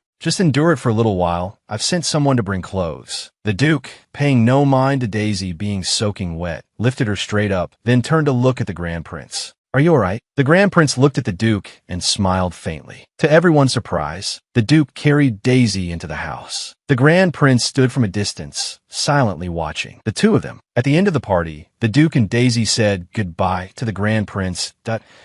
"Oh, you're really leaving," the Grand Prince said with a look of regret. "Yes, thank you so much for today. You're being too formal. I'm the one who should be thanking you." Daisy was puzzled. "All I did today was go surfing." The Grand Prince laughed heartily for being willing to come here. Just then, the Duke coughed lightly twice and stepped forward. "Thank you for the invitation today. We will take our leave now." The two turned to leave, but after just a few steps, Daisy suddenly turned back and called out to the Grand Prince, "Please wait a moment. To be honest, it was all thanks to your help just now. I apologize and thank you." "Thanks to me? Didn't you deliberately jump into the water?" The Grand Prince hurriedly waved his hands. "Deliberately? No, how could that be? I saw it clearly." "Prince Glenn, you really don't know how to lie." The Grand Prince scratched his head in embarrassment. "Haha, that's the spirit of chivalry. The spirit of chivalry." The Duke and Daisy returned to the mansion. Before they even stepped through the door, they heard Pieda's desperate scream. "Aha, it fell off." What happened?" The two of them rushed in to see Pieta sobbing, her face covered in tears. It fell off. Daisy worriedly went to wipe the child's tears. "Did you fall out of bed while sleeping?" Pieta took out the hair clip Daisy had given her from her hand. It fell off. Boo-hoo." The Duke and Daisy simultaneously breathed a sigh of relief. "I wore this to sleep last night, and when I woke up, it was like this. That's why I told you, right? The more precious something is, the more carefully you must keep it." Pieta buried her head and burst into tears. "I didn't listen. I was wrong." "It's okay. I'll help you fix it." Pieta immediately looked up at Daisy. "Really?" "Yes, we could take it to a shop to get it fixed." "Daisy, you're the best." Stepping out of the shop, Daisy thought to herself, with her favorite clip broken like this, if Pieta knew she had to wait several days for it to be fixed, she would surely be sad. Maybe I should buy some pumpkin-shaped cookies to console her. Or maybe pumpkin-shaped gummies would be good. While lost in thought, a hand on her shoulder made Daisy jump in surprise. "Did I scare you?" "I'm sorry. Running into you here feels so new." "Oh, right. Are you well?" I was worried you might catch a cold. Daisy looked at the man talking nonstop in front of her and felt a chill. Am I seeing things? The person who should be in the royal palace, why is he here? Realizing the person in front of her was the Grand Prince, Daisy reflexively prepared to curtsy, but was immediately stopped by him. Don't. The Grand Prince frowned slightly. If any nobles who know me here, it'll be a big hassle. Seeing Daisy's face frozen in shock, he laughed cheerfully. Come on, why you look like you've seen a ghost? I wouldn't have dreamed of meeting you here. The Grand Prince laughed. Me neither. But are you heading somewhere? I was just out for an errand, Daisy replied. I'm about to head back now. So soon? You don't have anything else to do? Well, not really. The Grand Prince's eyes flashed with a mischievous glint. Since we've run into each other like this, it must be fate. Let's have lunch together. The unexpected invitation in the middle of the street left Daisy momentarily stunned. You're not planning to take me back to the palace, are you? She asked awkwardly. The Grand Prince immediately blushed, waving his hands frantically. Daisy, what are you saying? I just managed to sneak out, and you want me to go back. Sneak out. Daisy frowned. Could it be that the common trait of you two brothers is being good at running away? Don't worry. He winked. If I get caught, I'll just say I ran into you by chance. But we did run into each other by chance, Daisy whispered. After saying that, she hesitated again. Seeing this, the Grand Prince put on a pitiful expression. Does this mean I have to have lunch alone? That pitiful look made it hard for Daisy to refuse. Just this once, she replied in a resigned tone. Immediately, the Grand Prince excitedly pulled her along to, I know, a really delicious place. Not long after they arrived, he pointed ahead, full of excitement. Look, Daisy, you've never been here before, have you? Daisy followed his gaze, and as soon as she saw the restaurant's name, her expression changed instantly. Seno Restaurant. Isn't this where I used to work part-time? If someone from the restaurant sees me, my identity will be exposed sooner or later. She immediately grabbed the Grand Prince's hand and turned to leave. Daisy hesitated, then said, besides this place, there's another very delicious place. Let me take you there. The two went to a high-end tea room. I didn't expect you to like places like this, the Grand Prince said. Actually, I thought noble ladies wouldn't frequent this street. There aren't many luxurious tea rooms here. Daisy replied awkwardly. My hobby is discovering delicious eateries. Delicious eateries. You mean restaurants with good food, right? Ha, that's right. But this is a secret hobby I've never told anyone about. The Grand Prince smiled. Just like me, I love places like this too. Actually, the flavor doesn't just come from the food, he continued, but also from the atmosphere. But at my home, the atmosphere is always the same. I never get this feeling. With that, he picked up the menu. Hurry up and order. Today's special is beef. How about it? Daisy thought to herself. He didn't look at the appetizers, but went straight to the recommendations at the end of the menu. He seems to be a regular at places like this. She asked, do you want to have beef? Not necessarily. This is the chef's special recommendation. What a rookie, Daisy thought. If that's the case, I don't think choosing this is a good idea. Although not every place is like this. Some places will use the recommendation label to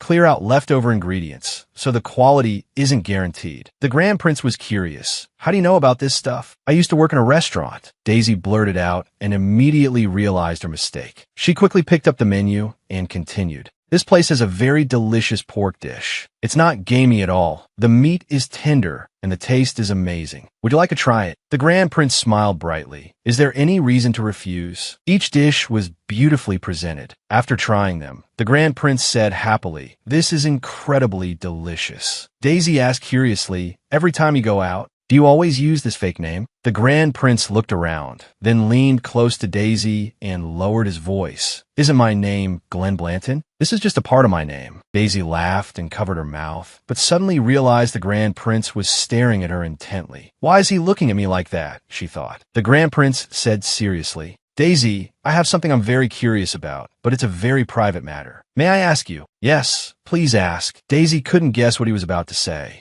You and Duke Handstone, are you in a very close relationship? Daisy, who was drinking tea, immediately choked and coughed repeatedly. What did you say? The Grand Prince maintained a very serious expression and repeated, you and Duke Handstone, are you in a very close relationship? Because you frequently attend parties together, and I had no idea you lived together. I only found out during afternoon tea yesterday. Daisy hurriedly explained, "It's not what you think. Actually, I'm largely responsible for the education of the Duke's daughter. For things like daily etiquette, living together is more convenient for instruction." So, the Grand Prince pressed on, "Is it just a working relationship between you two?" "A working relationship?" Daisy was suddenly taken aback. "But haven't he and I been going on dates recently? Every time I see Dan, my heart pounds and my face flushes, but it's definitely not the kind of relationship he's thinking of." The Grand Prince looked at Daisy's flushed face, sighed, and then chuckled softly that, "I'm sorry. Perhaps I asked you a question that made you uncomfortable." The moment Daisy returned to the ducal mansion, she heard the sound of small footsteps rushing out to greet her. A voice called out, "Daisy, why are you back so late? Is my hair clip fixable?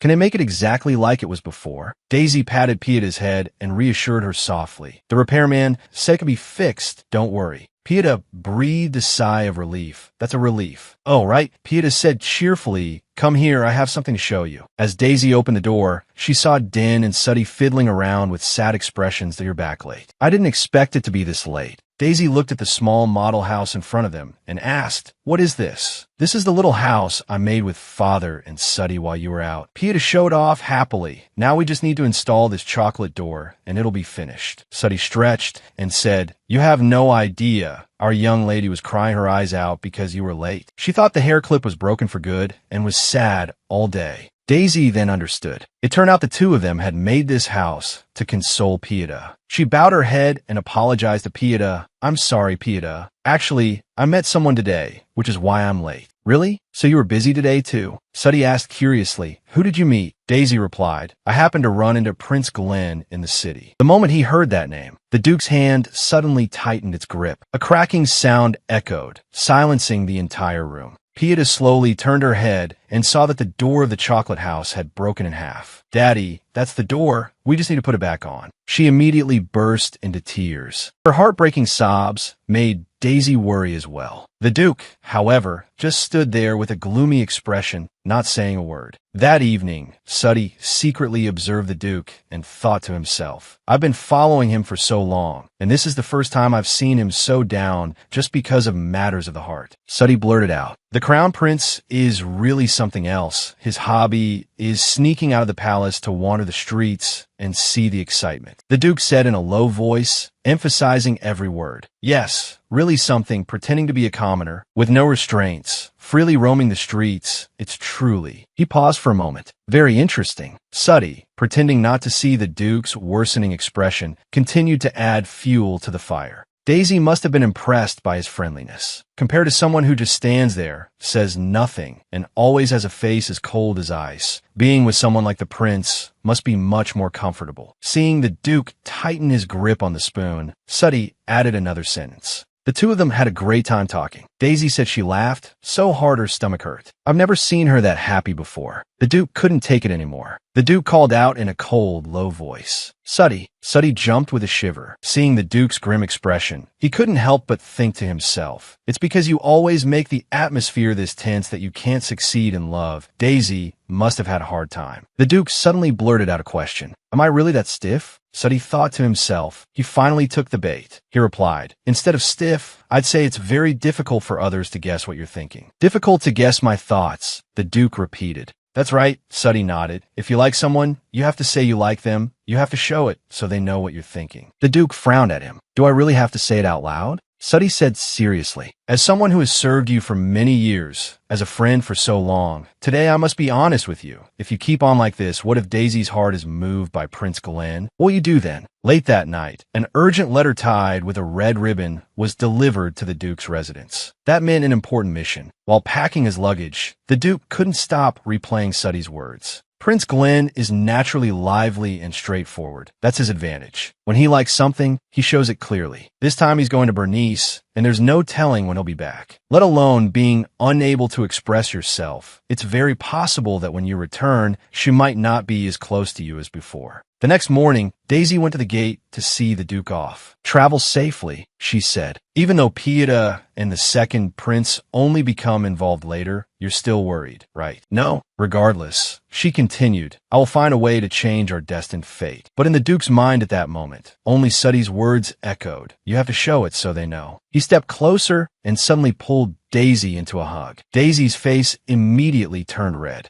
The Duke tightened his arms, whispering in her ear, "I'll be back soon." Daisy clutched his lapel, nodding slightly in the Duke's embrace. "Because I will miss you very much." After the Duke left, Daisy was still dazed as if on a cloud. While eating, the words, "I will miss you very much," kept replaying in her head. By afternoon tea, the phrase still hadn't left her mind. Daisy saw Pieta's ruffled hair and reached out to gently smooth it down. Pieta looked up and beamed at her. "Sister Daisy, you're acting just like Daddy." Hearing that, Daisy's heart, which had just calmed down, started to beat wildly again. No, I just managed to calm myself down," Pieta asked curiously. "I wonder what Daddy is doing right now." Just then, Suddy suddenly ran in. "Daisy, there's a letter for you." Pieta quickly asked, "Is it a letter from Daddy?" Daisy took the envelope, glanced at the seal, and couldn't help but freeze. It was a letter from the Crown Prince. "What does the Crown Prince want?" After reading the letter, Daisy said, "The Crown Prince says he wants to visit the residence for a while. He'll be passing by on his way for official business." Suddy pouted and muttered, "Why did he have to choose a time when the Duke isn't home? The timing is just too perfect. But we can't forbid the Crown Prince from coming. If he's just stopping by on his way, he probably won't stay long, right?" "That's right. He must be very busy since he's on duty after all. So, in order not to delay the Crown Prince's official duties, I should just invite him for a cup of tea. Would that be all right?" Daisy hesitated slightly. "Just tea?" Just then, the sound of horse hooves echoed from outside the gate. So fast, the Crown Prince had already appeared in front of the Duke's residence, dressed in luxurious formal attire. Daisy quickly stepped forward and curtsied according to the etiquette she had learned. "Greetings, Your Highness the Crown Prince. It is an honor for our residents to receive your visit." The Crown Prince replied seriously, "I hope my sudden visit like this isn't an inconvenience to everyone." Daisy replied politely, "How could you say such a thing, Your Highness? What is going on?" He's speaking unusually seriously. He wasn't like this at the palace. "If I have startled you, my lady, I hope you will be generous enough to forgive me." "Not at all. You're overthinking it. Please don't say that. I don't understand what's happening either. I can only play along as best I can." The Crown Prince stared at Daisy without saying anything more. Daisy was so flustered by his fixed gaze that she didn't know how to react when the Crown Prince finally burst out laughing. "Ha ha ha. My lady, did you really not mind at all? Didn't you find it strange at all for me to suddenly act like this?" Daisy started to feel annoyed. Is he teasing me? This prince is really something. But before she could finish reacting, a loud bang came from the large chest the Crown Prince had brought with him, and everyone turned their heads to look, only to see the second prince suddenly crawl out of the chest. "I'm exhausted." Everyone in the Duke's residence was utterly shocked at the sight. "Oh my goodness, Edward, why are you?" The second prince was overjoyed to see the Crown Prince right in front of him, and clenching his small fists, he ran towards his brother. Daisy saw Edward and couldn't help but be horrified. "No, absolutely not. Absolutely not." At the same time, from an upstairs window, Pieta was looking out and saw Edward. She thought with annoyance, "Who is that kid?